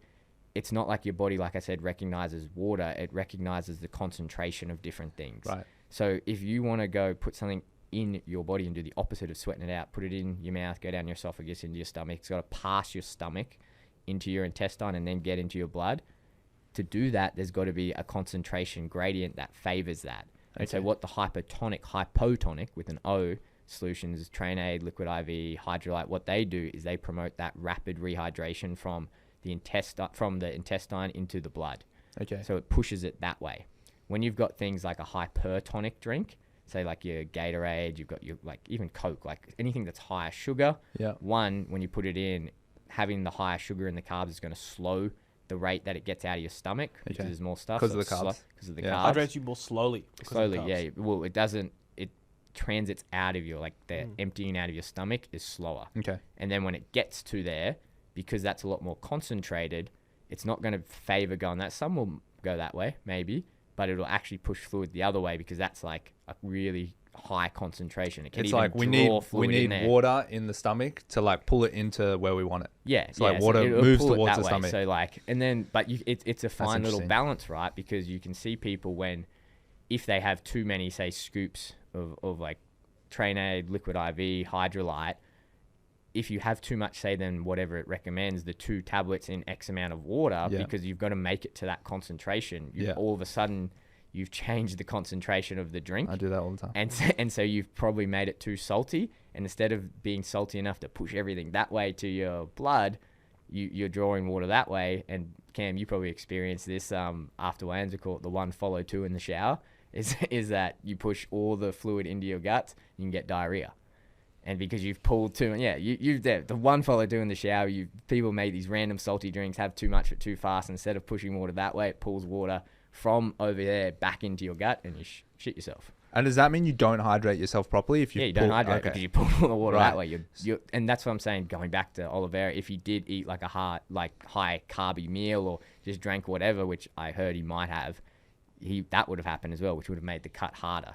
So it's like, without going into too much, like there's a lot that goes into it, and then you can like tweak those concentrations slightly depending what you want to do. Like the way we have TrainAid set up is that I want to get that in as fast as possible, because the priority after the weigh-ins or like after you train or whatever is to get that fluid back in, and then you want to just go do other things, eat your food, and then go hang out. So you don't want it to be slower. So like you can tweak it that way. So it sounds like what then is the benefit of a hypertonic solution? Like is it actually any good?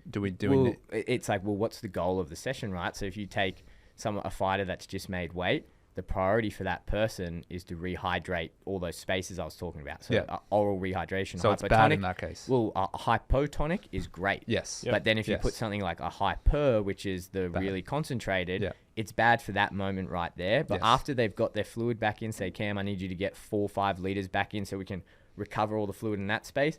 The priority then is not putting that fluid back in. The priority is, say, I need to keep like your muscle glycogen up or get it back in. Or if someone's on a bike and they're riding like an Ironman doing 180 Ks, you need a constant fuel of carbohydrates. Okay, maybe a hypertonic drink like that is more relevant. So Cam, after you've got 4 or 5 liters of whatever, then we switch over and have your Gatorades or have your Maximus or whatever it is, because yes, it'll go through slower, but you're getting the carbohydrates, that'll get absorbed and that'll replace the glycogen. Right. And it's a very interesting conversation when you talk things like endurance, where you've got to do both, where you want to get the fluid in and then you want to get like the carbs in as well.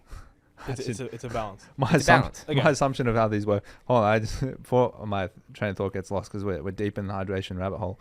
So how different is a Gatorade solution if I pull out all the carbs to like a hydrolyte? Like a no sugar Gatorade. Yeah, basically. Take in terms of the electrolytes, like how different. Hydrolyte would have probably pretty similar if you pulled out the carbohydrate, probably less sodium. This one, the oral rehydration solution, would have more sodium regardless. And then this one, it wouldn't be as high, because the thing is, like, this is the biggest thing with sports drinks, is you can never really make them like Gatorade has spent billions of dollars trying to do this, to make one that is like as concentrated as this and has carbs in it. But the thing is that salt isn't that palatable, or people don't want to drink a lot of salt. So when that's the other delicate balance, is like, and you would have had like TrainAid is quite salty. So commercial drinks are not salty enough. Well, like would be ideal. It is not, because they can't sell them on mass scale. You can't make an effective drink. And Gatorade tried. Like they spent at the Gatorade Research Institute. They've tried like what's her name? Parker. She's a researcher there pretty much just for that. And it's crazy. Like you do that in like your Masters of Science or whatever, when you learn that in sports nutrition. It's like, this is the ideal. Even what I'm talking about with these oral rehydration ones, there is like a WHO formula or pretty similar, and we play around with a bit. That's most ideal, but when you commercialize it, most people can't handle it, so you bring it down a little bit. And then this is the thing, like with those other ones, like you need to get the flavor right, because that's a big one. And like that's like, I can't tell you how much time and money we spent with our food science team, because I didn't want artificial sweeteners or anything in there, or flavors or whatever. So we wanted to get it all natural, but then again, you need that stuff to cover up the salty taste. So that was the biggest challenge, is like when we were making that drink, is like, we don't want it because of all the gut upset and stuff, but you want it to taste good. And that was really tough, because you can just bump heaps of artificial sweeteners and kind of cover up the salty, but then you get all the issues that come with like artificial sweeteners when you're training. So it's like, we're deep in this hole right now, but it gets pretty complicated. Makes sense. I'll tell you what, those no sugar Gatorades and stuff, they are disgusting. I don't know what it is, man, but the hangover with that, whatever they use in that aftertaste for that sweetener, it's so nasty. Honestly, it makes me feel sick. Like I don't know how people drink them. I can do like no sugar other stuff, no sugar Coke, like no sugar Monster Energy, but for whatever they've done in those sports drinks, it's awful. One drink that Connor can probably even pull it up here is that's you've probably seen hit the market. YouTube superstar Logan Paul brought out Prime, which is like a competitor. Cool, yeah. So I'm curious for you to like pick apart this. I'd be surprised if Logan watches this video, but if he does in this case, maybe you can like actually genuinely critique it, because there's no dog in this fight for you necessarily. But until Train 8 is an RTD in the shelves of 7-Eleven. But maybe Connie can find I think maybe on the website there's like a breakdown of what they've got. I know there's BCAAs, there's like coconut water. Yeah, nutrition. That sort of stuff. Yeah, so what do you see when you look at this? You think maybe click on that green one with the label there. That's it. Yeah. Oh yeah. Zoom in on that bitch. I was gonna say, hey. I mean, Jordy's got good eyes, but I was gonna say I was got 20/20 a couple months ago, but not that good. Nice. Quality. Hold on one sec. We got issues here. I would say like straight out of the gate though, if it is commercialized, like it's probably not going to be that concentrated. There are a couple brands actually that do it pretty well commercialized, and they've obviously locked it up really well. Sorry, just go back to the other one. Is coconut water a good start? Yeah, I mean, it's the number one ingredient in the. I don't think so. No. Why not? I don't think potassium is. I know potassium is not the biggest factor that you need if you want to rehydrate your body. It's sodium. That's the most important one. Okay, so looking at this, we'll get there at some point. Filtered water. Like, what about all the like? How much of a difference does the thing you flavor it with make in terms of absorption? Like, it's not going to make that big, but it's going to, depending on the size of like the actual molecule, it's going to add to the concentration, which could change the. So everything you add in does ultimately make some difference to the absorption. Yeah, definitely. So, water, coconut water, from concentrate, citric acid, deep potassium phosphate, natural flavor, trimagnesium citrate, sucralose, isoleucine. That's the BCAAs, and then he's got stuff like vitamin A, zinc. What do you think? Vitamin B6, vitamin B12? I haven't seen like the ingredient, but it's obviously very potassium heavy. Okay. So it's like potassium heavy from the coconut water. Dipotassium phosphate is like very common. It breaks down into potassium in there. And what does the potassium do?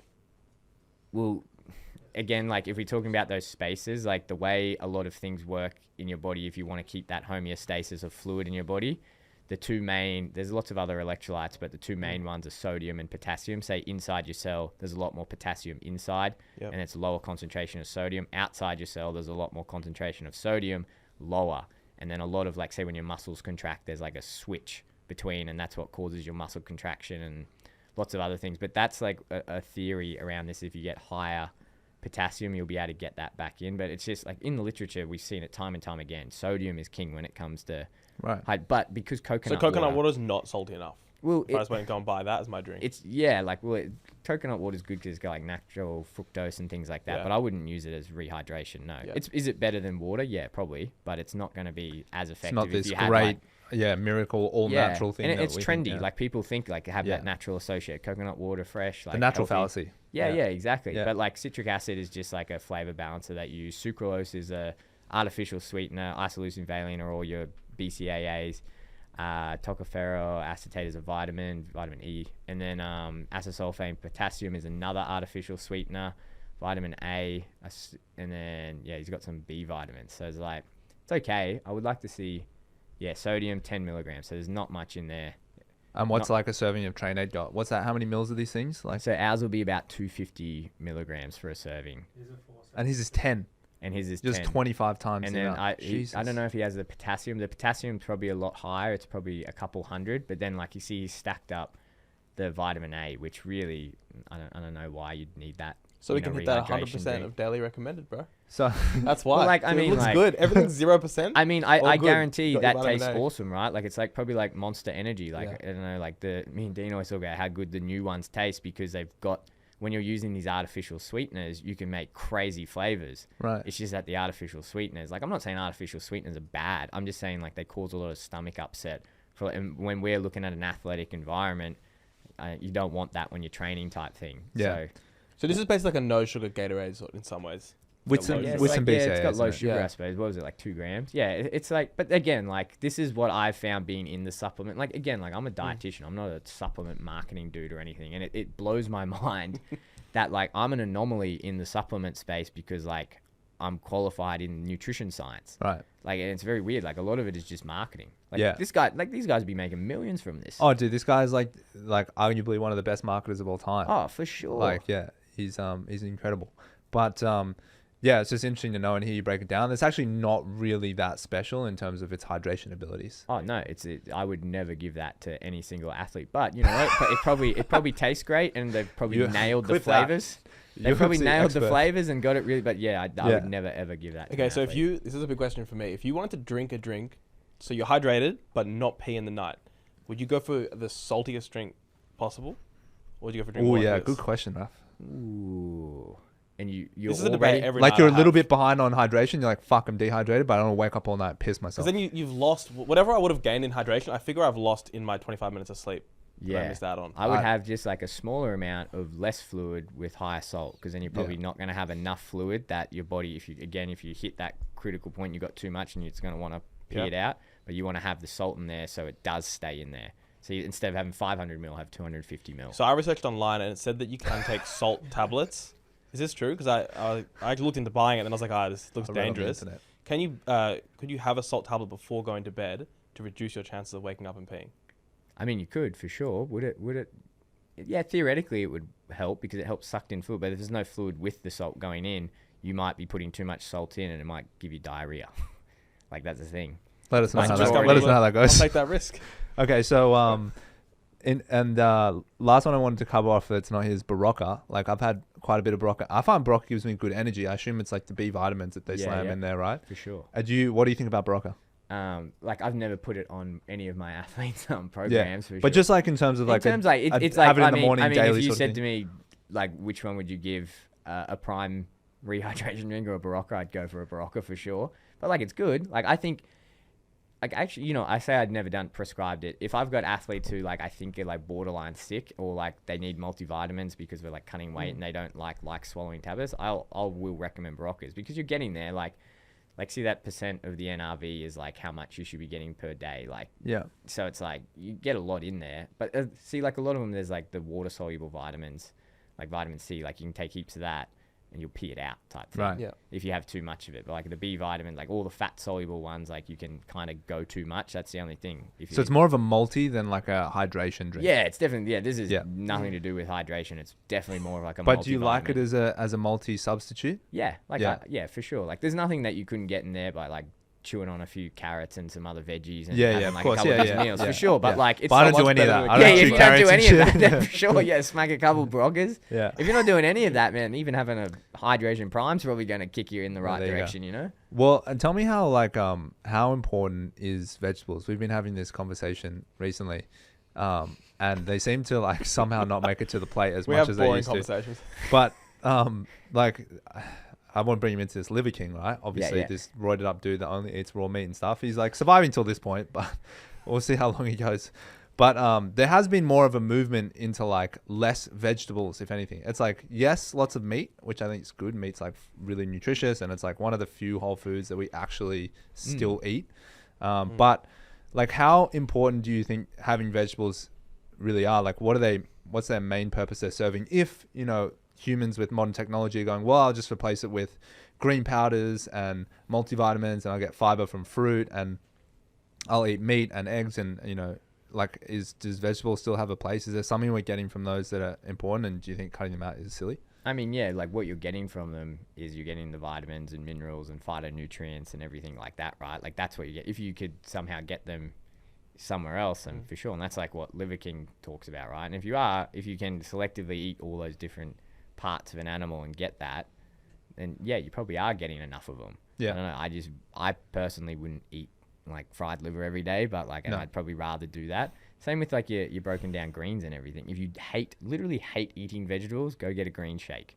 Like, cause that's what you're getting out of it, right? Yeah. I think it's an interesting convo though, and this was brought up to someone who used to be the head of the Australian Institute of Sport. And it's like a real grey area we don't understand yet in nutrition. And it's when we talk about supplements and you break all these other things apart, right? And you go, okay, we'll make a vitamin C tablet and we'll put vitamin C over here, vitamin A over here. Does that have the same physiological effect in the extremely complex metabolism of a human that is just wildly complex that we do not really grasp right now? As if you eat a vegetable or whatever that has everything in there. It's called the food nutrient network. And so we don't know if that vitamin A you have over here, does it behave the exact same way as if you have it, or are there interactions that are occurring because this has naturally occurred in that food and all these other things are working with each other, and then when you put that in your body, is that more beneficial than that? We don't know yet. We don't know. So like in theory, you could just have all your green powders, you could have like your broccoli, and you could have all of that and you could get everything and be fine, but we don't know. Like we don't know those complex interactions between these vitamins and, over time. And this is the whole conundrum with nutrition and studying nutrition, is that by the time you got the answer, you're laying on your deathbed. Right. Liver King. I told you it works. And then he's out. And then it's like, well, you just spent 70 years of your life. And then over that 70 years, we argued about it and changed our ideas about 400 times.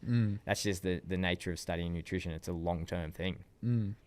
Yeah, it is confusing. I think checking your bloods is like always a really good indicator, and getting them regularly as to like, am I deficient in anything? Oh, definitely. Because I've made some subtle changes to my diet, nothing drastic, and like bloods are always really good. So I'm like, okay, and generally feel pretty good. There are some things I tweak, but I'm like, you're not going that wrong. It's like, okay, I'm eating vegetables probably 50% the amount I used to. I used to have them every meal. I used to wake up with green shakes, used to be like obsessed with them, and like way less, probably once a day now. And like all the blood work's still really good, really strong. Like, so it's like, okay, probably don't need to obsess over certain foods as much as you want. It comes back to that balance, right? Just like if you kind of get everything in, you're like generally okay. Have you heard of, it's called pica? Do you know what pica is? So pica is this thing that like traditional Indigenous Australians will do, is when they'll eat dirt. It's like they'll eat dirt, they'll get a craving to eat dirt. And the reason that they do this is because certain dirt or things in the ground will have certain vitamins and minerals in there. And so if their body's deficient in it, they'll actually eat it to replace it. So it's like, I always say to people, is like, if you do have a deficiency in something, your body probably will pick it up. And as long as you're in tune with your body enough, you'll probably be able to get along, like figure it out. Oh, I see what you mean. Well, it's like you trace minerals or whatever. Really? It could be like deficient in trace. You mean minerals. You get like a craving for something, and it's because your body's like knows like you where to see get this that all food. the time with anyone that has iron deficiency. Like they get cravings for like red meat and cravings for this. It's the same thing like with athletes when they crave as well, right? When they crave carbs or they crave high sugar foods a lot of the time. That's just fatty stuff. Yeah. That's this could just be very misconstrued. But a lot of time they're not putting enough carbs in, right? And that's like their body's like, give it to me. Isn't that also just their blood sugar's going up and down so much? Yeah. They're on the way down. They're like, I'm craving this shit again. Yeah. I guess like macronutrients aren't a great example, but like when you're talking about like trace minerals and things like that, like iron's a great example. Like you see that all the time. You see it in clinic when people are like, oh, I just really like, I'm thinking about red meat in the blood, and you're like, well, yeah, you're obviously like iron deficient as you know one interesting thing about iron is you're a vampire. You're a vampire. We did vampire would help me in this situation, but you should probably get your bloods done for this, but I ended up having a condition called Hematomacrosis. Have you heard of that? Too much iron, which is interesting, where it's like you got a bloodlet to let it out, which is a genetic thing. You should definitely you should get it, because like too much chronic iron absorption is like really bad for your organs, like long term. Like they start failing and stuff in your 40s and 50s. I was like, oh shit, at least mine aren't getting kicked. Like at least mine are safe. But yeah, no, I think the start with the blood work for a lot of people, and that kind of like guides you. I think saves you a lot of time, right? It's like, oh, you're low in this sort of thing, like go do that. It's like, oh, you're good over here, or don't do anything, don't change anything. Obviously you need like good doctors to get you started, but no, I think blood work's important. But anyway, so I did want to shift a little bit, talk about like PEDs. Yeah, always a fun conversation. Just as it, like one thing that happened in the UFC people don't know is they actually allowed at one point hydration, like we were talking about with a needle, like intravenous IV bags, but then they banned it because obviously like they were suspect with what they were putting in the bags and potential steroids and all this sort of stuff. How actually important is, like, if they brought those back, would that actually really help fighters a lot, IV hydration, or is oral hydration just as good? I thought you were gonna ask like how good it would be for peds. I was like, we'll IV like mass peds. So yeah, definitely people would definitely be on more peds if they had IVs there. But depends on the context, right? For the short like if you don't want to listen to what I'm about to say, does IV rehydrated, dehydrated cell any faster than oral rehydration? No, because I was talking about those channels that the fluid has to get to. Does an IV fluid get fluid into your blood faster than if you drank it orally? Yes, because you skip the intestinal system and you're not going through like your esophagus, stomach. Which is roughly how much time usually? Oh, like, it's like how long is a piece of string? Like it depends. Like so many, like the concentration of the fluid, like what they're eating with it. Like it could be, it's instant, right? I don't know, Cam, if you've ever had an IV, or I'm sure all of you guys have had an IV at some stage. It's instant. Like you feel it straight away because it's there. And if the fluid's available, if you dehydrate, your body will start taking it up. Whereas like even with that, like it's usually 20 minutes before you get any gastric emptying out of your stomach. Right. So it's 20 minutes when you put it in, it's going to start coming through. That's like, Cam, when we have these drinks post-weigh-in, why we time them out the way we do. Because you only want to put so much fluid through, and everyone knows if you put it in too fast, you just cramp up because there's so much like fluid going into a space. And you're like, oh God, I feel like crap. So like you get over all of that hurdle by using an IV. Is it any more effective? It's just like, well, if you didn't cut a lot of weight, there's probably not a big difference. If you're time sensitive, if like you've only got 4 hours to do this, like probably an IV is going to be better because you're going to skip an hour of stuffing around with your oral rehydration and focus on other things. Right. Makes sense. And so because I'm going to make a pretty, I think, agreeable assumption here. There are athletes in the UFC using performance enhancing drugs, whether it's like something minor, like stuff that I'm using, like peptides for healing, or it's like, I think it'd be probably a bit more obvious, but like anabolics or clenbuterol, stuff that helps athletes make huge physical changes, like unnatural physical changes. Like what difference does that make to their hydration and their weight cut? Obviously, we know it increases their performance, but when it comes to cutting weight, if an athlete went to you and was like, hey, I'm like using like clenbuterol, I'm using testosterone or something like that, and you were like, okay, does that change the hydration strategy, or is it more or less the same? Yeah, obviously different steroids make a difference. Yeah. I'm not too well versed in doping, to be honest. I know. You're playing dumb tricks. Yeah. Cam, cover up. CKB's on real well. Yeah. Heaps of veggies and greens. Heaps of Barocca. But to be honest, I've had athletes come to me and amateurs that are on it. I've never changed my weight. Maybe that's my uneducation. Maybe I don't know enough about it. Like I did a podcast with a guy about steroids the other day, and it blew my mind how much I don't know about it. I've definitely had athletes, I haven't had athletes at the high level that are on it, but I have my suspicions that there are people on it. But definitely at the lower level, it's like a big problem. Like in all sports, it's a massive problem. Yeah. I've never changed my like weight cutting tactics about it, to be honest. Like I know with some, like I find they can get away like dieting, like eating a bit more, like getting away with more carbs and whatnot. And like obviously the fat loss is quite a lot easier depending on what they're on. So like the diet side of it's like much more manageable. In terms of like the rehydrate, I've never really looked into it, to be honest. But I've never really had to. Like I've never had a client that is high profile enough where I was like, okay, like I really need to understand this. I've had lower ones where I'm like, whatever. Yeah, you suck anyway. Yeah, you got no right hand. Suck, but like it's not worth me like going through all of that to learn for you. Yeah, that's where I figured to make the most difference is like, I think when you've been around the fitness industry long enough, like Raf and I have, I mean, you just think about any profession, the amount of times that your brain registers like certain patterns, you just kind of know when someone's on steroids. Like that's we've just been around this industry so long that I can just say straight away, I'm like, look, they haven't proven it, they haven't been caught, they always tested clean, whatever, but like that's just a body that's on steroids. There's just no doubt about it. And the biggest difference you notice is the body composition, right? Like they come in so much leaner and with so much more tissue on their body. And granted, look, there are definitely people out there that, of course, naturally, genetically gifted, they look like that without. So there's a crop of them, but there's just so many of them in professional sports that you think, okay, basically everyone that kind of looks like this, we can assume probably 90% of you are using some kind of performance enhancing drug to get that edge. I just wonder like why the UFC hasn't like been able to catch them yet. I guess it's like any sport, right? The drug use is ahead of the drug detection. Yeah, because they're coming up. Like the smartest people in sports science are usually on the side of cheating because that's where all the money is, right? Yeah. Like you think about it, if someone is going, and people like are quite naive to it, I think. And that, Icarus when it came out, like I think that really opened a lot of people's eyes. Like what I do essentially with weight cutting is cheating. Like I think it's cheating. It's not called cheating until it's called cheating type thing. And so there would be so many types of things that USADA and WADA don't even know, they probably know exist, but don't know how to test for it yet. They don't have the technology for it. And people know that, and then they're pumping it through and trying to get away with it. Like I've been to China and looked at performance centers over there and seen athletes over there, and like you said, like when you look at some athletes, you're like, wow, like yeah, that's a natural athlete, and you're like, geez, there's a lot of natural athletes over there. And like this is, I don't know, is it a genetic thing or whatever, but like you do know, and I think you're probably naive to think people aren't cheating the system and have things like that are ahead of the game. Absolutely, like that's where all the smartest people go, because there's so much money. Like look at the whole Lance Armstrong thing. Yeah, there's just so much money in it, and those, especially those bigger sports, when you're looking at like cycling, and it's worth it. Yeah, it's worth it. It's worth the risk is worth it. Yeah, like, you know. Yeah.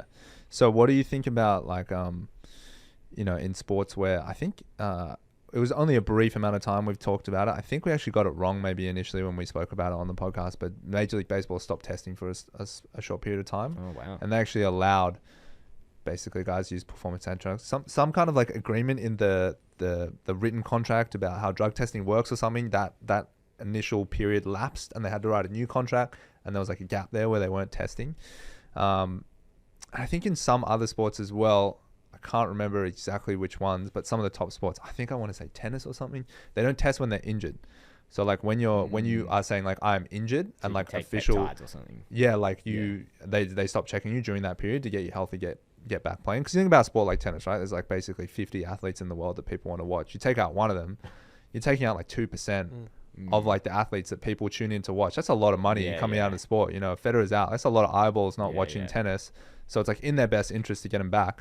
Do you think there are exceptions for certain sports that, like the UFC, like combat sports, where maybe you don't go, guys, just fucking take whatever you want, Anavar and fucking Trenbolone and whatever fucking steroids you can find in Fitness First. You just go, okay, if you're injured, take some peptides, heal your body up, get your bones to heal faster, get back stronger. I mean, you probably argue a guy like Sugar Sean, when he fucking got popped and he took 2 years off, I'm sure I know you still get tested while you're away, but less attention on you. I mean, he made huge improvements in his strength and his body composition with those things, and it's like, he is smoking guys at the moment, so maybe it was an unfair advantage, but there'll still be guys that'll beat him, right? At some point, I'd imagine, that are completely natural. Do you think, like, what's your opinion? Do you allow some areas of like when maybe it comes to rehab and injury healing to allow these new technologies to come in? Because that's how I see him. I'm like, what you do, it's like technology, right? It's understanding, it's progress.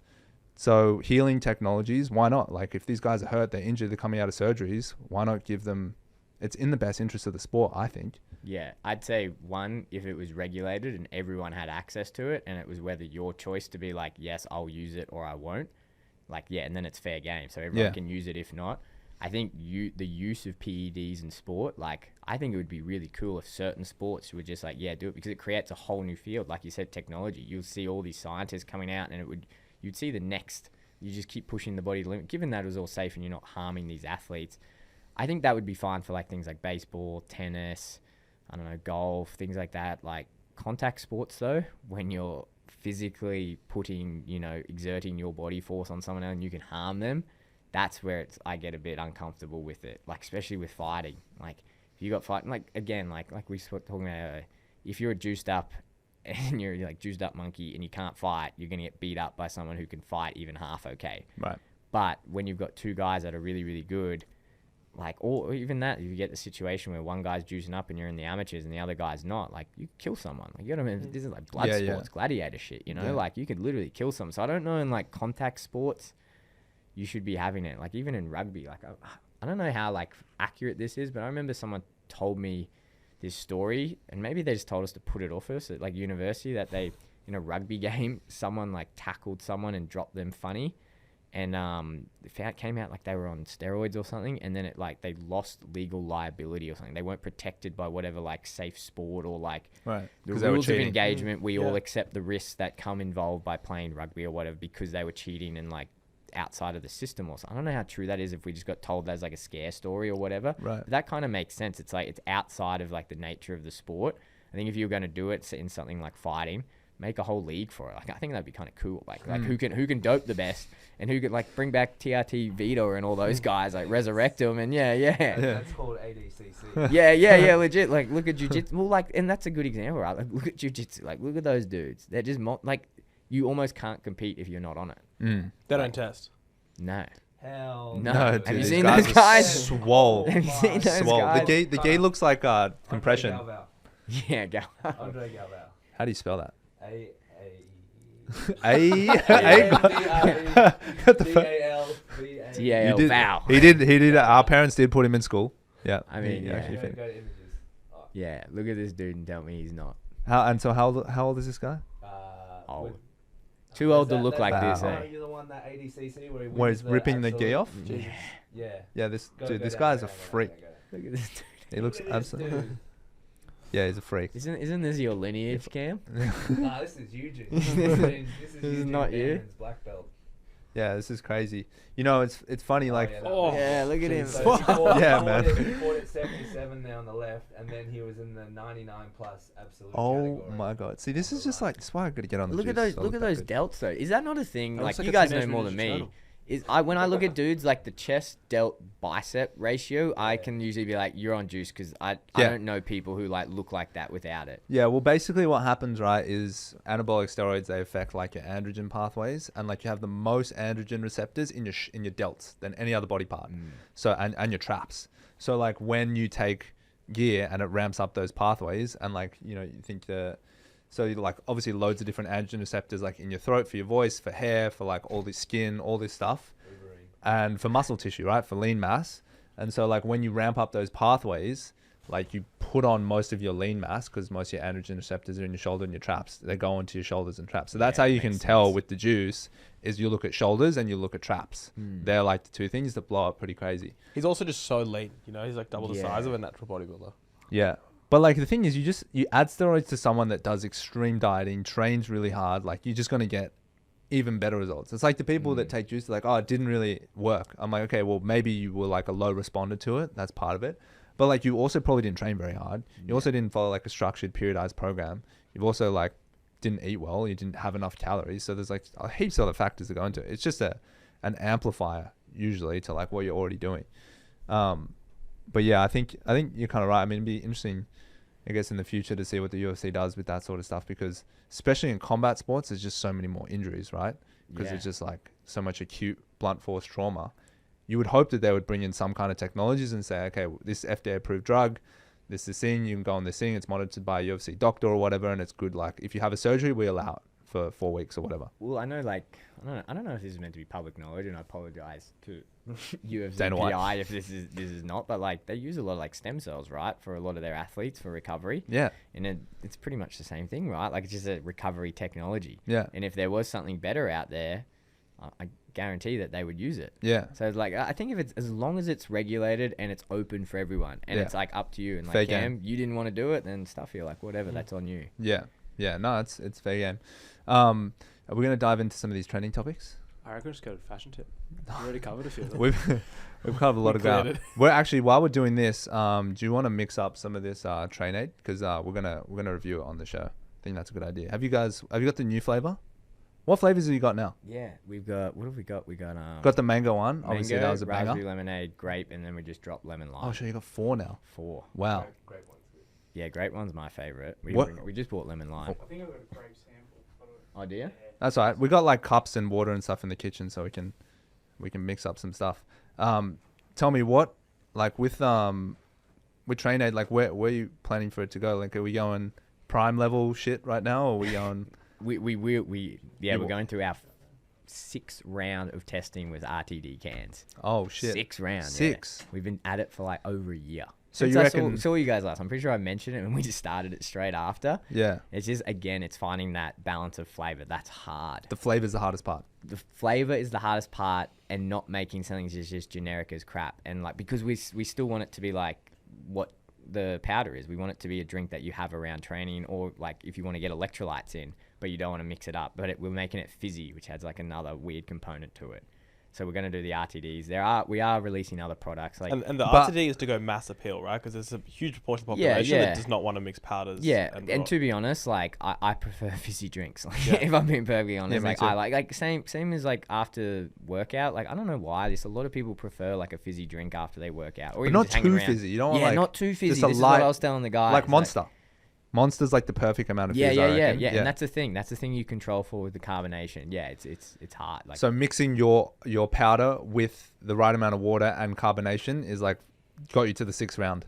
yeah, because it's not so much that, because you're trying to find the flavor. Like you change the dynamics of the drink when you add the carbonation, and then because obviously it's carbing up, and then if there's salt, there's like more things like fizzing up and stuff. But you want to get not too little of amount of salt where it's like, this is no better than just like, I don't know, having like a little bit of like table salt or something in my water. Like you don't want to dilute it down to like old mate where it's 10 milligrams.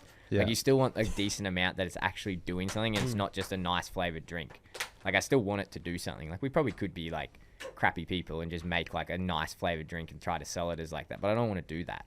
So it's like, that's what we're trying to balance. Yeah, I want to pull it off the shelf and know that like one of the best dietitians and like hydration strategists in the world like made something legit. Yeah, and then, like that's exactly it. And you want to do it like, and it's our name on it. So it's like, and I want my athletes to use it. Like, it was the whole. I didn't want to go commercial with trainer. Like old mate wanted to go commercial with it. I just wanted to use it for these guys, as like a competitive thing, because like I want to win. Like if they win it, like obviously it helps me with the business and everything else. So I was like, I'll just make it for them, and then I got talked into making it commercial. But the challenge thing with the RTD is like it has to taste really good. Because I think with a powder, your expectation, I'm making supplements here. It might not be the best, but it's good for me. But if you go and you get like an RTD out of the drink next to Coke, it's got to taste good. It's got to taste good. You're just not going to, you know what? I think it's this thing, we spoke about this in one of our team meetings. It's like, you'll probably get a lot of people that'll try it, be like, oh, what's this? And you can get them in with your cool can design and whatever, and you can do all the marketing and whatnot. But it's like, that's not how you build like a business. No. It's like, you need the repeat. And it's like, what's the biggest thing? It's like, yes, they might grab it and look at all like the health benefits, but what's going to keep them around? It's the flavor. Yeah. Flavor, it's the carbonation, it's all of that stuff. Does this taste good? I never grab out a drink from a commercial fridge like a Easy Mart or something that doesn't taste delicious. Yeah, exactly. Yeah. Exactly right. Yeah. So your plan is launch the RTD and then just try and get it in as many 7-Elevens and Easy Marts as possible, really. Yeah, we'll expand out in those. Yeah, that's what you want to do, like fast moving consumables. Yeah. Like that'll be one side. I want to bring out some more supplements. Like I'm not huge on subs, but like I do get the guy. Like the next one that we're working on is like it's an essential amino acids. Like we're gonna like a complete protein. And the reason I want to do that is because like all of my clients, like we program like Cam, you've seen it, like we spread that protein out throughout the day.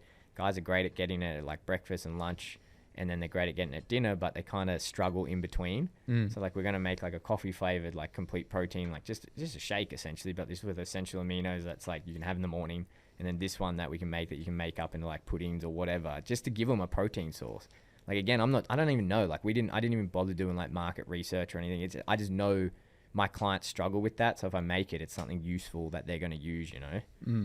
Every time you do Instagram Q&A, you always get that question, should I take BCAAs? Yeah. How many times do you get that question when you put up a Q&A? Yeah, at least like 30 times every week. But it's just like, I don't know, like I'm nothing against BCAAs. I'm sure there's a place. It's just so not needed. There's a place in the bin for them. Yeah, exactly. Like, yeah. Good spot. Yeah, I'm not a fan, eh? So we do like we could go on about the business of hydration drinks all day, but what do you... Well, I won't ask it actually. Oh, fuck it, I will ask it. Okay, so there's one thing that's making its way onto the market, and I don't know what to think about it yet because they're calling it like the next fucking... I don't know. I put it next to testosterone and EPO. That's how much these people are going on about it. But it's this thing called pine bark. Pine bark. You not heard of this? No. Yeah, okay. So like basically there's one up there.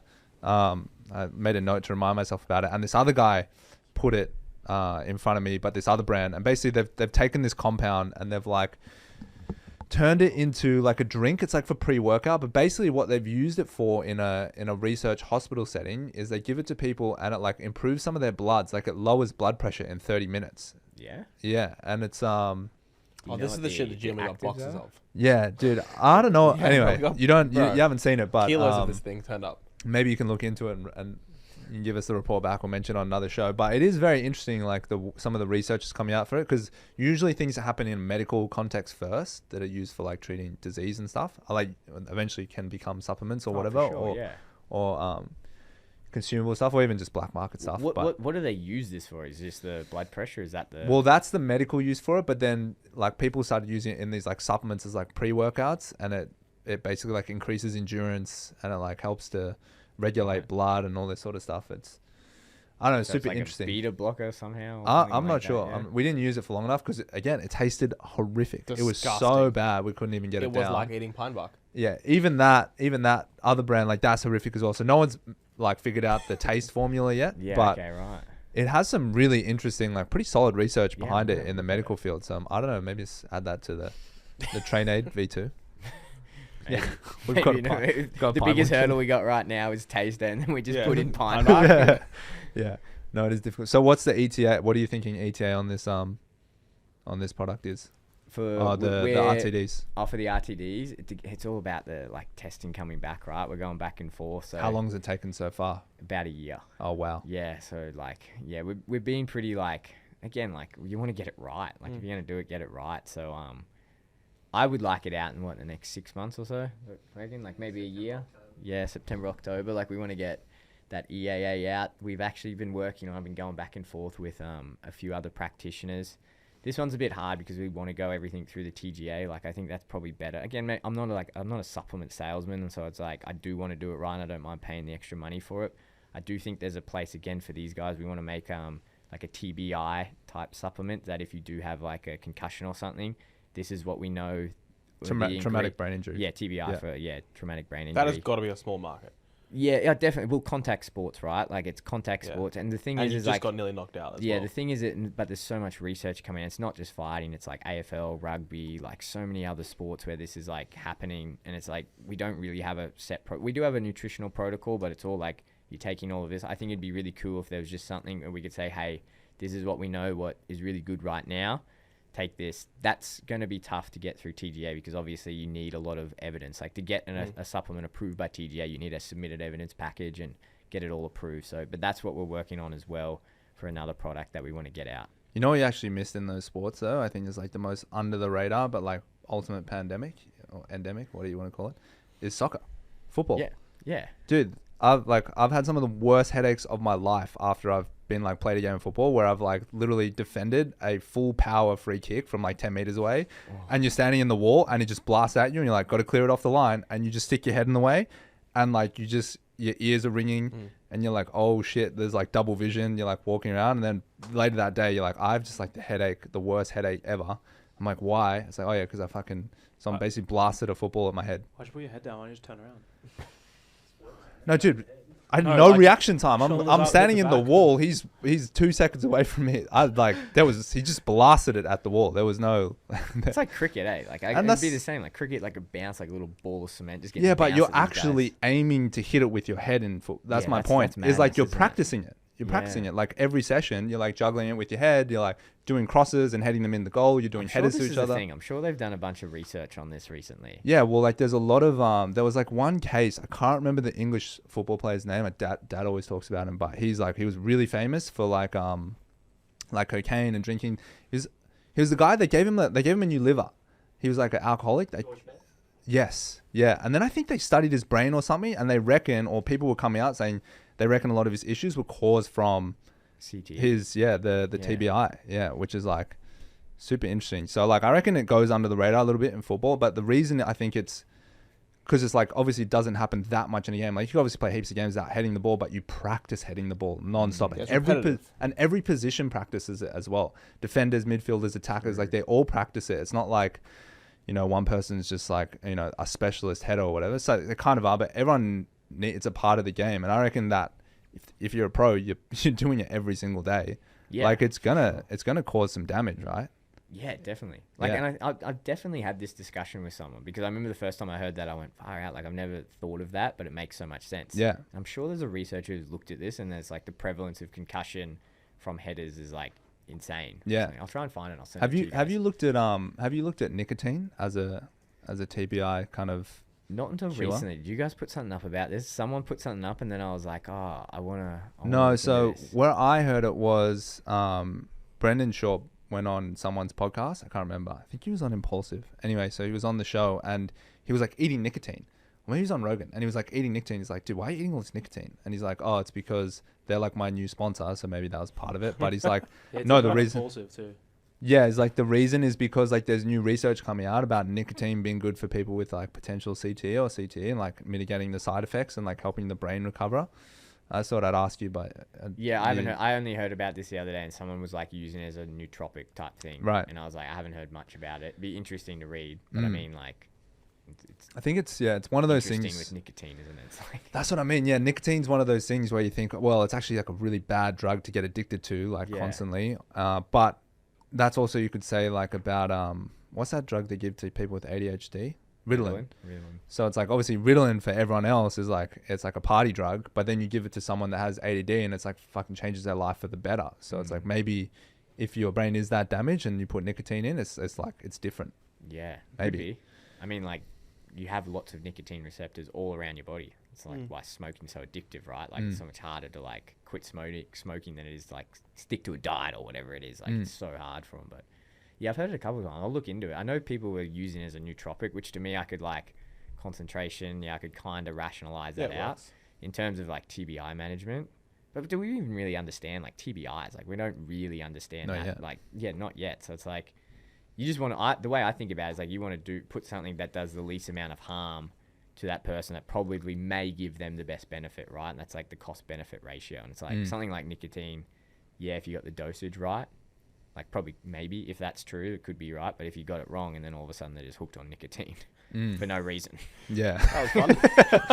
Then you got for my brain. Just on tube 24/7. Dude spitting in a cup. It doesn't work, it. but we can't get it off. Yeah, sorry, bro. We thought it'd help, but like, yeah, you can give that up now. And it's like, nah. Yeah. No, I mean, I'd be careful with playing around with nicotine just because it is so addictive. We were even talking about it before, like with vaping. It's just like, it's just again, an endemic, what a pandemic of vaping. Like, it's so prevalent now and it's so socially acceptable and it's so bad. Like, it's just, I was saying, I've did a few nights out and, you know, just the normal sort of stuff on a night out, lots of drinking and staying up late. And then the next day I started going, I feel way worse than I normally feel. Like the next day, like my next day is properly ruined, way more than it used to be. And I was like, oh, maybe I'm just getting old, or like, I don't know, maybe it's eating bad food or something. And I realized it was because I was puffing on these vapes out at night. And I started to realize, I'm like, you put all this drinking and staying up late and you just add in this vape thing, and that is like way worse the next day. Like that withdrawal you get from those huge hits of nicotine when you're not used to it, and all that other shit that's in them. I'm saying as far away as possible from those things. Like, because the science isn't out yet. That's the scariest part. Because everyone thinks they're in the safe zone, right? Because like, no, the research's not really out there. I'm like, no, if you look for it, it's there. Like, it's just not public yet. Because, you know, that's what happened with cigarettes, right? The research started to come out. How long did they stop the research from getting out for? For like probably 10, 15 years. Remember they ended up putting all those doctors on trial and stuff. They're like, you turned a blind eye to this and like you got this result, but you pass it off as this. Like, who says that is not happening now with vapes? Yeah. And I've seen some of the research. It's fucked up. Like, it really, really bad. You know, they reckon the worst one is to stay away from is like THC vapes. So like the oil in those, for some reason they studied those versus nicotine vapes. They don't reckon the nicotine ones nearly as bad as the THC oil vapes because of like the vitamin E, soluble vitamin E or something. I don't know. And it's bad, and it's doing like irreversible damage to the lungs.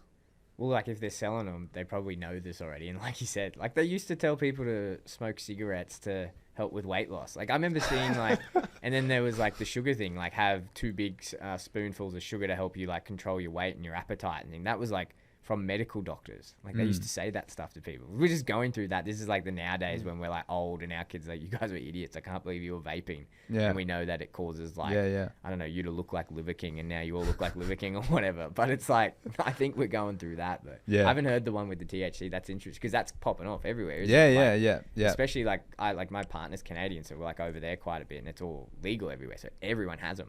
Yeah. Everyone has like, it's like the vaping here with the nicotine vapes. Everyone just has a THC one. And just walking around. It's like, you're almost weird if you don't.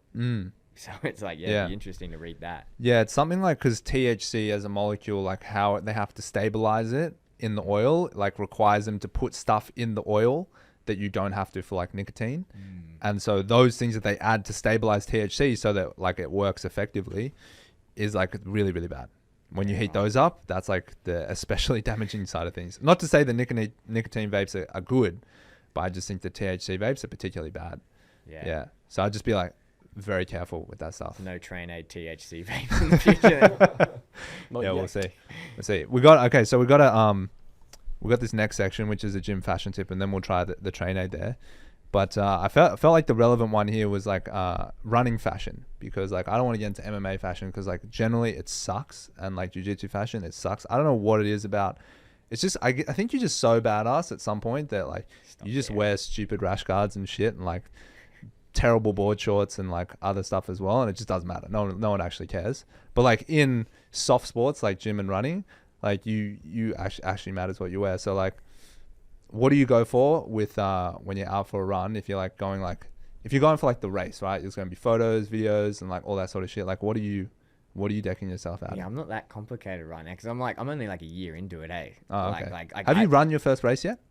So I was meant to do it when Kai fought last. I was trained for 6 months for this like 100-kilometer race. Yeah, I saw you out in the snow and stuff like that. Yeah, I was training for it. Shit, like all through, I was like, nothing's gonna. When I went to book it in, I said there's gonna be like 3 clients who've like helped me build this, that have like really stuck by me. That if I have to stop this, I'll do it for them.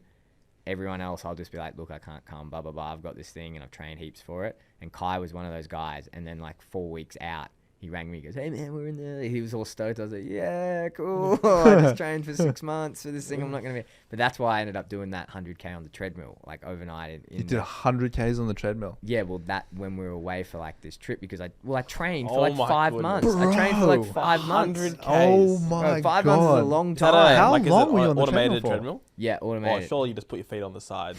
Well, I'd stop like every so. hour and then kind of Let it run for that. Yeah. Oh man. Yeah. It was it was hard. Like obviously it was hard, but it was like made me appreciate it. Like, and now that I'm like doing lots of trail, like I do like 50Ks in the mountains pretty regularly and things like that.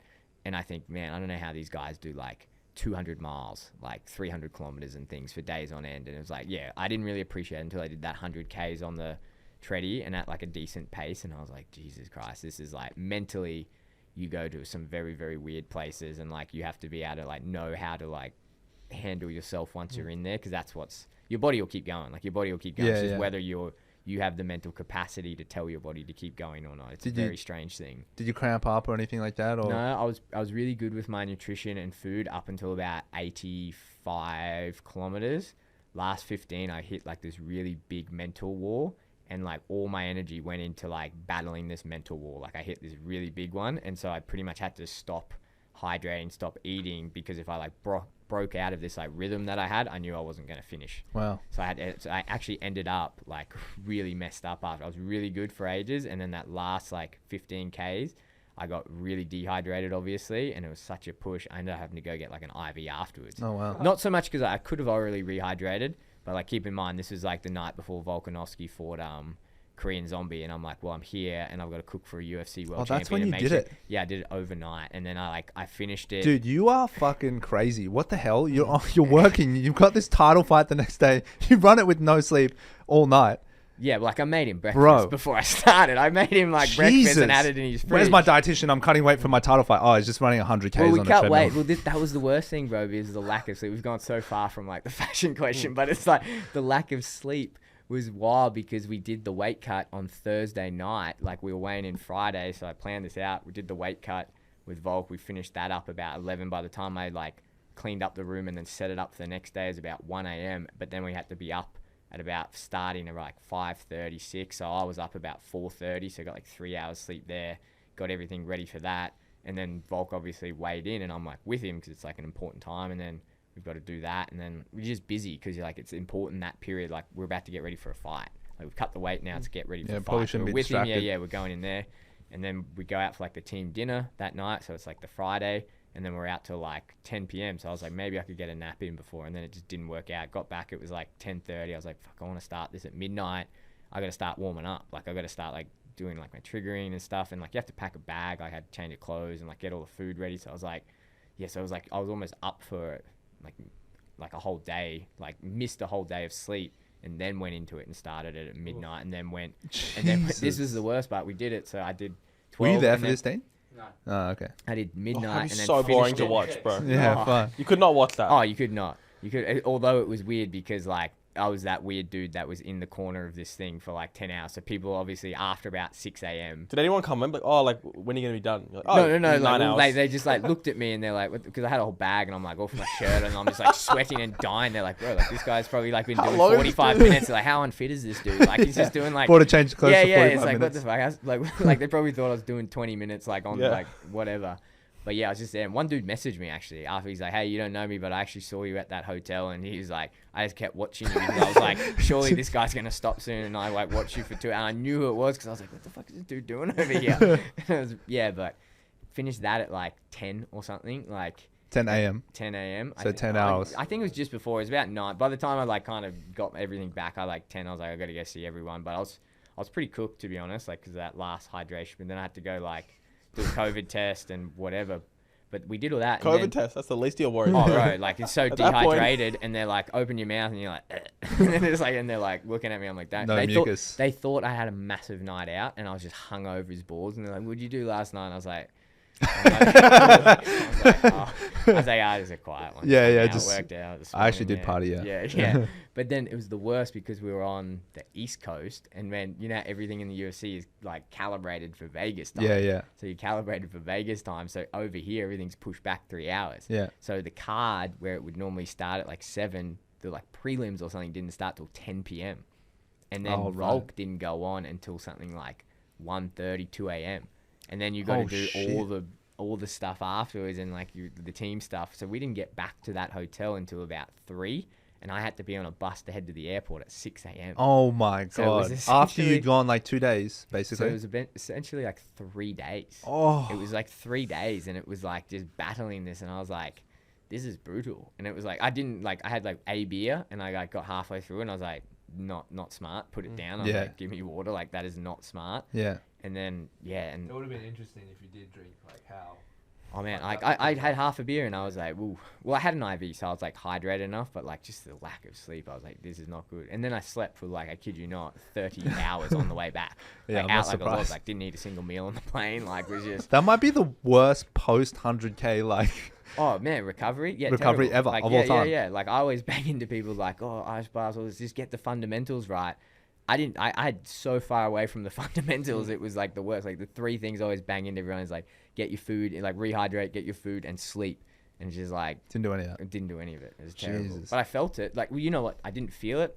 My body felt surprisingly okay while I was like really sleep deprived, and it wasn't until I kind of like got home a couple days later and it all caught up, and I was like, wow, I feel like a bag of dicks. Yeah. Like this is terrible. And it took me a little while to kind of like get everything back on. Yeah. And like get everything keep moving through. But yeah, it was an interesting experience. But it's like I've kind of fucked myself because before Kai fought his last fight, the first time, so the way this started behind the fight, like there was a reason I did behind like doing it the night before the fight, is like way back in December, I ran a marathon the day that Kai fought Cody Garbrandt. We were locked in that hotel. It was like the COVID rules are still there, so we couldn't go out, and I just ran around the hotel like 150 times and did a marathon and did that. And then the next time I was like, well, fuck it, you just banged out Cody. I was like, maybe there's like a good luck charm or something. Oh, wow. And we were in Columbus, bro, and it was like, and it was like snowing. And I was like, man, like, I'll do like 60 Ks or something. Because I was like programmed to do something like that. It was like my last big one of a tapering session. I'd start tapering for the 100. I was like, I'll program to do it. I'll do it anyway. So I did 60 Ks, and then he beat Askar. I was like, ooh. Well, Volk's on in 2 weeks, and like, dude, this is a big fight. And then and now I've stuffed myself because I did the 100K. Now you got to do 200. Now everyone's like, well, what are you going to do? You got Israel and Volk both fighting on the same card. Like, what are you going to do? And I was like, fuck. Like, You have to run to a marathon. yeah. I was like, yeah, like, what do they do? There's getting a race. so stupid. There's a race they call it like Badwater 240. Yeah. And then there's someone. So was Goggins like, did, right? Yeah, and they're like, why don't you do that? And I was like, and I'm a bit. I have nothing against Goggins, but I'm a bit like, fuck Goggins. Like, he's not that great. Like, it's not. This shit's not that hard. It's just like you just mentally have to be tough. And Goggins, you can't fight. Like, I know so many people that could beat you up. So it's like, it's not that hard. Like, it's not that hard type thing. But it's just like, I was like, maybe I just run Badwater. And I was like, nah, actually, that's a terrible idea. That is an awful idea, bro. Just so you know, objectively, like, don't do that. Yeah. But it is, like, it teaches you a lot, man. Like, because 12 months ago, a year ago, like, when I saw you guys last, I could barely run, like, 5-10 Ks. Like, I couldn't really do it. Like, I couldn't really do these distances. I've never really run over 10 kilometers. And then it was just like, the whole mental point of it was like, I want to do something that's like super uncomfortable. Not that I'm like sick of hanging out with fighters like, or anything, because my life, like in the business, has grown so fast. Like we were saying earlier, like I had to get that break. Like I had to get that break away because I'd be 24/7 around fighters, and I was like cracking it with clients because I was like, fuck, you can't snap at your clients because you're just doing this and you're annoyed with your own training. You need something else. And I was like, well, what do you hate doing? It's like, I hate running. I was like, well, let's just do running and we'll just try that. And then it just kind of, I had like a few other things. Like I learned like a lot of the breathing. Like I worked with like Woody quite a bit, and then did some like mental things and had like some pretty big breakthroughs there. And I was like, fuck, there's like something to this, and like getting your breath right. And then there's something like weirdly meditative about like getting to this point, and that it's like the growth in the suffering. And like I kind of call it like meeting the motherfucker in your mind, and it's like a really addictive thing because now I think the more time you spend with that guy, the better you are outside of it. And now what I'm learning when I'm doing these like really, really long runs is like that motherfucker in your mind is not a bad thing. Like he's your friend if you know how to control him, because that's what's keeping you going when you're like body's completely dead, you can't move. Like these guys are talking to you, it's that guy that's getting you through. But you need to know how to like channel that dude. Yeah. It's like a very, very interesting, because I used to look at like ultra runners and all that, be like, you guys are fucking bunch of hippie little dopey like dweebs. Like what are you doing? I never got the appeal of it, and now I do. Like I'm like, wow, like it's and I think it's that mental thing. Like physically it's really tough, don't get me wrong, it's cool and it's like hard training, but like that you get more mental benefits that from running. Mental space you go to is like huge. It was like, I don't want to go too deep, but it was like the same realization like when I did like psilocybin for the first time. I had like a really out of world experience. It's very similar like when I go to these like deep dark places. And how many kilometers does that kick in though? It changes, right? Like what's the lowest kilometers it would kick in? Depending how hard, like I don't know, 30, 40, depending how hard. Like yeah, so you basically need to run a marathon. Yeah, you need to go pretty, and or like you could probably do it in 20 if you're on a mountain and it's tough. Yeah, and you're like at altitude or whatever. Well, you're not that well trained. But yeah, and like this is the thing, and like your mindset. Like Woody or someone said this to me. I said this to Kai actually, and he was like, "Oh, I really like that saying." Is like it changed my whole idea about it. It's like when you bonk out, like I don't know if you bonked out in your marathon training. I've bonked out running a marathon. It's not good, but then I was like, but your body's still good. Like you stop and then you take 5 minutes. You're like, oh, I'm actually all right. Like what was that? And then like you guys have spoken to like Matt Fitzgerald and that, and he talks about like pain is just this veil. Like, and it definitely is. Like when I was doing that 100 on the treadie, and my coach afterward told me like, you're an idiot, because like at least in the mountains you're changing, like people strategically change their foot strike and whatever to use different muscles. You were just using the same muscles over and over again. And I was like, oh yeah, my calves were really fucking sore. but then they weren't, because like it's a thing in your brain where it's very different. Like, and I've done it. I've pulled my hip. I went and ran a marathon completely untrained, like thinking that I could do it. And I gave myself chronic ITB and just ripped, like it was so bad. That's a physical pain. And like, you feel that, but when it's like the pain of like, this is really hard. And like, I feel like it's almost your body being like, you need to stop, this is not good, and you can turn that off if you know how to like have these mental strategies, which are things you have to train, and you have to you have to work on them and do them in training and do your breath work. You can turn that off, like, and you almost go numb in your body. It's a very bizarre. I've experienced that. Thing, yeah. That is a weird feeling. Like Raf's done lots of long running as well, but there's like, I mean, they call it the runner's high, I guess. That's like one term for it, or flow state or whatever. But I usually find that depending on how much running I've been doing, you'll get it probably about 10 Ks in, but literally it's all of a sudden it's just like there's so much. You probably know, right, when you first start your run, it's probably the worst part of the run for the first big chunk of it is like the start, where you're trying to like get your aerobic system going and you're like trying to quiet your brain down, and there's like you don't really notice it until you kind of come back to it, but all of a sudden you just feel like you're just floating. And it's like all you can hear is your breath. Like I stopped running with headphones. Like I can't listen to music, I can't do podcasts. I ran a marathon with a friend that helped kind of distract me, but the training sessions just out there, just when it's quiet and it's just your own thoughts, and you hit that zone where it's just like, it just kind of feels quiet, and all you can hear is your feet and your breath. It's amazing. Yeah, that runner's high, it's interesting too, because it's definitely a thing. And I think when you push past, and the thing I've learned about that is like, whether that's like your endocannabinoid system, whether that's like endorphins, whether it's a combination of all of these things, I think it's something you can control. Like I've definitely like experienced that now with these like other ones, and like I've worked on like this with Woody and things like that, is like you can control that hormonal response in your body. Like you can mentally, if you need to push, you can get things that like really pump you up and they really get an adrenaline like boost from, but then you've got to handle that crash, and you need to have strategies like physically, how do you handle that? And that's what I've found with this, is that these like elite level guys are just great at pulsing that. They know how to like, okay, I need to get a boost here, I'm really stuck. How do I pulse these like hormones in my body, which is a physical thing that you're controlling with your mind. Pulse, but I know I don't have to crash, because the crash is hard, and then you've got to, that's what happened to me at 85. I crashed and I didn't know how to handle it yet.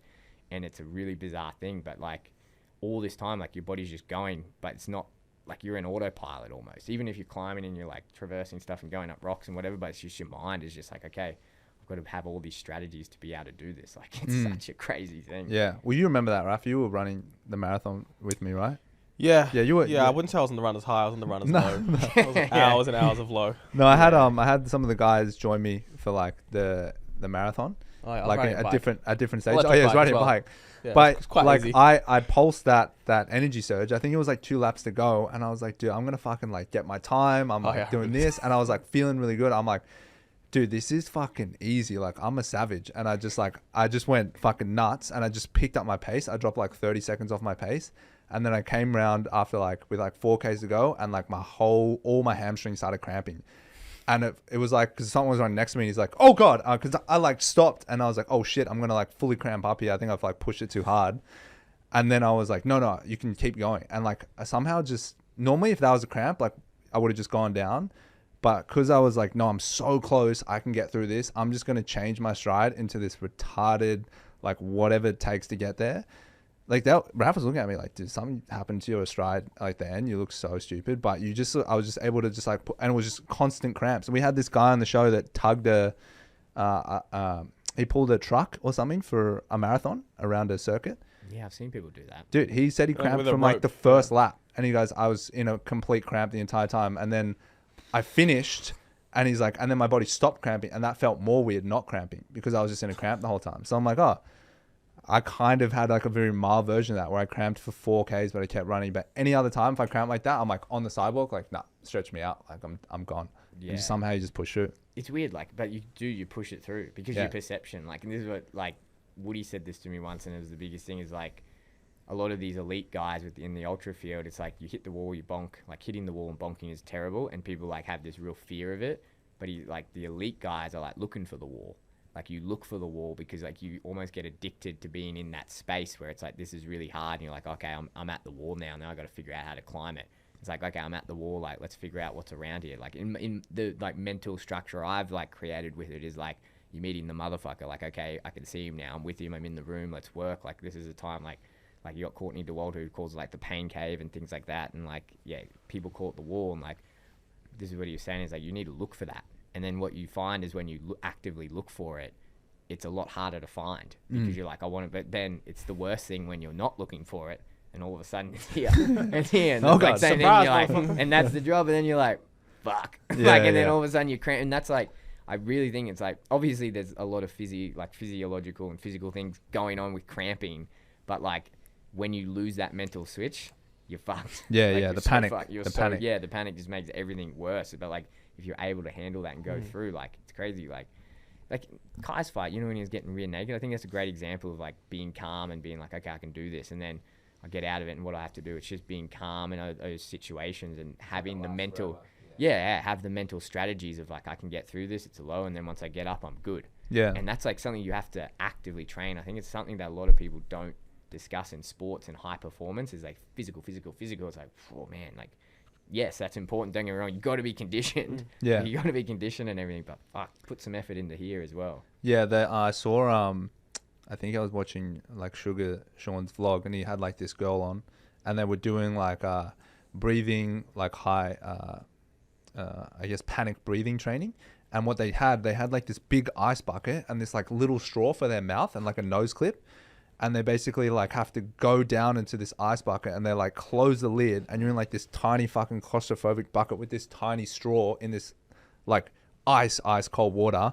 And obviously your whole body constricts and panics, and you're like trying to suck wind through a straw, and there's a fucking roof on top of you.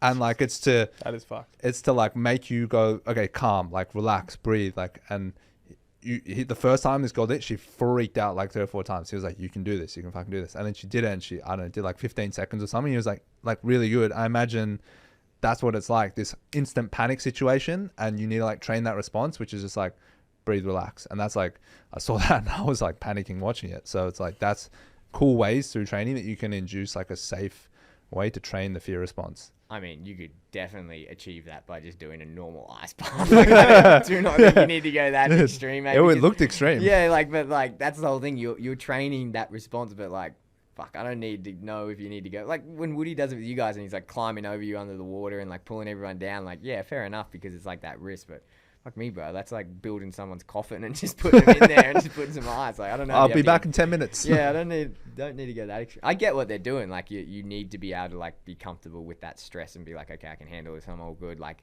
what can I control? My breath. Like, let's just stay here and control the breath and keep my heart rate down. I get that. Fuck, that's extreme though. Yeah, I think that's probably the one aspect of training. I don't know how much it matters. We're gonna hit Joe Rogan length podcast soon. We'll wrap this up soon. But the one thing that I've always, I think, valued a lot because I did it so much was swimming as a kid. And it's like how much breath capacity that I had when I was swimming a lot. And like you did a bit of swimming as well. It's just like you have ultra lungs compared to anything you can train. Like, yeah, you can train lots of stuff like through running and stuff, but there's just something different about when you do swim training that you just get like insane lungs. Because basically like you're doing breath holding training, right? Because you do like for, I don't know, did you do any like high level swimming when you were a kid or whatever? No, terrible swimmer. All right. The worst ever. Well, some of the drills are like you're training breath hold. So like there's this one drill where you always used to do in swim training, which was like you would basically breathe like every second stroke for one lap. You do the somersault, you come back, and now you're breathing every third stroke, and then fourth, fifth, sixth, and you just try and go as high as you can. You get up to like 15, 16, which is like basically after all that fatigue, you're basically breathing once or twice a lap. And like when you start that drill at the start of the swim season, you can do like 4 laps. And by the end, you're like insane lungs. And where it really showed the most was like, we used to have this thing in high school called the Champagne Gold, and it was like this biathlon. It was like running and swimming, and like there were always these freaks that like won it every year, like all the surf kids.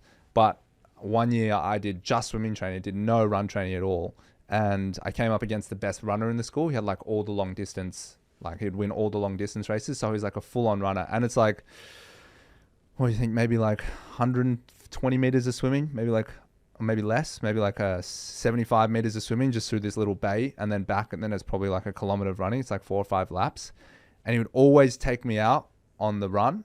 And like only running training I'd done is sport, but every time I got in the water, they have that panic breathing because they go from like that high breathing, they can't slow their breath down into the water, and so it ends up doing like fucking backstroke and breaststroke and that sort of thing. And I realized that the only reason I beat him, yes, I was a slightly stronger swimmer, but it was the swimming is a way smaller percentage of the actual distance each time. It's the breath. It's like the lungs. It's being able to like run straight from running and just go straight into swimming and not need that like where you're trying to like slow your breathing down to start swimming. It's like, no, you just go straight into the swimming. That's just like lungs. So like if fighters did more swim training, I reckon they would. I won that and I didn't even train for it. Well, that's because you're the flex. That's because you're a freak athlete, and then also your year was just a bunch of potheads and cigarettes, and some of them are in jail, I think. So it suits your year. All right, so we'll skip the passion tip. Let's do this train aid test. So what flavors have we got here? Have we like destroyed the timing here because you mixed it in like? Mix it again, but yeah, Okay. it's only a half. You fucked it. I don't even know what shorts you wear when you run. Oh, like just run. I'm not really like fashiony with it though. All right, here we go. This is lemon lime. Is this a new flavor? It's all good. You All do right, it we'll in a just share this treadmill one. room so that no one All right, sees you. I'm going in here. Exactly. You say MMA fighters have no fashion. Puma made their own Muay Thai shorts. Yeah, Puma's not fashionable. That would not be good, eh? What flavor is this? Wow, that's fucking unbelievable. See, when we made the flavors though, is like when we taste tested them, all of them we You were ever tried like, this? we want it to You're leaving came out. be like something that people could be like, oh, that's this, or something like from your child. Like for that one, Dude, we wanted to go Yes, for a lemonade the- icy pole. yes. So The one that- with the little balls on it, the little the green Yeah. things. Yeah, Yes, so that's what it reminds me of, the icy pole we wanted to aftertaste. go, Yeah. like, and then the raspberry lemonade was like the red frogs we wanted to go for. Well, like obviously you don't. It's like not Ooh, I sugary used or to anything. pump red frogs. So like yeah, because like I'm like a Pump real them. sweet tooth, but it's like so all of those Oh, yeah. things, and then like I like the mango. We wanted to hit like the Weiss bar. Yeah, so that like, we 100%. wanted to do like the Weiss bar. But that's like again, that's why it's taking us so long with these cans, because like getting the flavor right and not adding crap to it is hard. Like it's like we can only do a lot of this because we have like monk fruit in it, and monk fruit's like a relatively new thing, and like the chemistry of it allows you to do like different things. And like I can't explain that. That's the food science team, but it's like it's cool what you can do with it, but it's like at least we know like hey, that tastes cool, but it's not gonna like mess you up.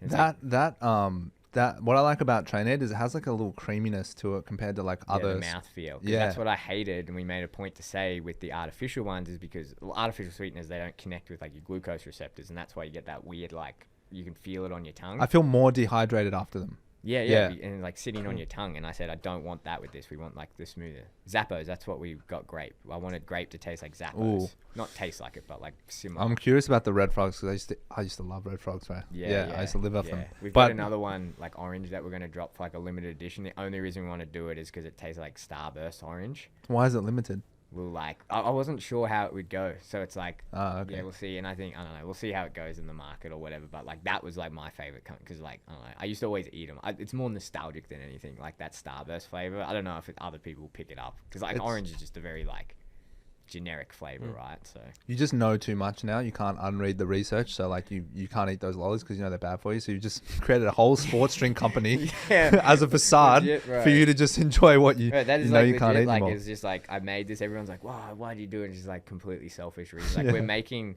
one, like, and I've only been into ultras for like a little bit, and we're making like a Train 8 Ultra that's like literally just specific for what I'm going to use during training. Because one was like, well, we got it there. Like we got a team. Like why not use it type thing? So we're going to make like, it's pretty much that with like more carbs and like more salt and that. But it's just like, and I'm only going to do it in like the flavors I really like. It's like, I want to use it. So it's like, whatever. Yeah. No, that's dope. That's, I mean, we've already talked about your product and used it. We thought it was great. I still probably would say I'm more of a fan of the mango. Like than the lemon lime, but I want to try the Red Frogs one. That'll be my next. Yeah, it's polar. It's weird because you talk to people, and the reason, like the flavors are all pretty different, and people are like very, oh man, I hate that flavor, but I love this one. I hate this one, but I love this. Oh, there's no one that's like, I've never spoken to anyone, hey, that's like, oh yeah, they're all pretty good. Like I like them all. It's always like this, and the reason I think that is because we've made these flavors of things that we've all grown up with. Like nostalgic. I don't know how these would go in like an American market where you couldn't be like, hey man, like you say, hey, this is Zappos. Everyone knows what that is. Yeah. Red Frogs, everyone knows what it is. Like the Icy Poles, everyone remembers that. And I think it's like, did you have that when you were a kid and did you like it? No, I hated it. Okay, yeah, you're not going to like this. Don't even. Yeah, I know what you need to crack the American market. You just need to take the most popular drink, which is, I don't know, like a White Monster or something, and just make the White Monster version of Train 8. And then I'll drink that, like tastes exactly like White Monster, but it's better for me. Yeah, true. Done. I don't know. Geez, you need some good scientists to make that stuff. Eh? That's like Jesus turning what is it, water to wine. That is delicious. I do see the binder. Like that is definitely saltier than every other drink you get. Yeah, for sure. And it just tells you, I guess, the most ones I have aren't salty enough. Yeah, exactly. And that's like what you need. Like we designed that to be salty enough to get it there fast. Like you get like other drinks like that aren't as salty, but it's like it's not gonna do it. Yeah. Like and like that's like we always hate being like that self-promoting thing, but it's like that's not gonna be appropriate for all situations, you know. But like for a lot of athletes, and even if you're like, I give it to my dad like every morning. I say make sure you have like one of these, and at lunch have one of these because he's terrible at drinking water. Yeah. So it's like just make sure you have it. But even he's like, oh, I'll have this flavor, but not this flavor. But I'll have this flavor. Yeah. So people can buy Train 8 just in the powder for now online. Powder online. We have stockists around. I don't know where they are. Dino handles all of that, but it's on the website. Okay. Yeah, www.trainaid.com, and yeah, you can order it online. Sick. Yeah, awesome. Oh, that's the other thing. We'll do it because this is another thing we did. We didn't realize it could be a thing. Is like you can mix them. Like we knew it would be a thing. We didn't know how much it would be a hit. And mix the different flavors. The food science team was like, yeah, like that's why we made that like single flavors and not mixing them in. So it's not like blackberry, cherry, orange, mango, luscious, or whatever, like, so you can mix them yourself. And I was like, and I was like, I didn't even know that was part of the strategy, but cool, like, thanks. And so like, yeah, what do we do now? Like lemon lime mango is one that like does really well. The raspberry lemonade and grape goes really well together. What's the most popular flavor? What do you sell the most of? Raspberry lemonade. So raspberry is lemonade, that the Red Frogs? That's the Red Frog. That's the one I like the least. I knew it. That's the one I like the least. Yeah, but it's not about you. Yeah, I know. I know. It's about the Red Frog community. Yeah, it's the Red Frog community. Yeah, but then. Yeah, nice. Well, we've done a lot of time here, setting some records in the studio. So, Geordie, thanks for coming on again. Train 8, obviously people buy that. You just mentioned it. What else can they do? I mean, they can go. You still doing the education stuff? Fight Dietitian? Yeah. So _Fight Dietitian do heaps of education on our Instagram. We got that new podcast, the TFD Performance Podcast. It's EFT. TFD, sorry. Yeah. So like our old podcast, the Fight Science, was really just fight specific. Now I'm kind of bringing this podcast, and I find a lot of people get confused when they're trying to read research and then put it like practically. How does that do it? And now that we've done it with so many years with so many different athletes, we're just kind of doing different topics and be like, beta alanine, here's what research says, but here's what you actually do in practice. Like it'll probably make you so itchy you want to like claw your face out, or you'll be good at it, and you're not going to read about that on the internet. But and so like we're doing a lot of attention towards that. And then pretty much on our YouTube we've got more education coming out, and that's just Jordan Sullivan on the YouTube. And then Facebook is the Fight Dietitian as well. I still use Facebook. That's how old Get that Facebook status updates. TikTok as well. Jordan Sullivan Dietitian. You hit your limit, bro. Fuck, holy shit. Too many plugs. Can't cut them all. Thanks for being on, man. Appreciate it. Thanks for having us. Thanks, bro. Awesome. Thank you.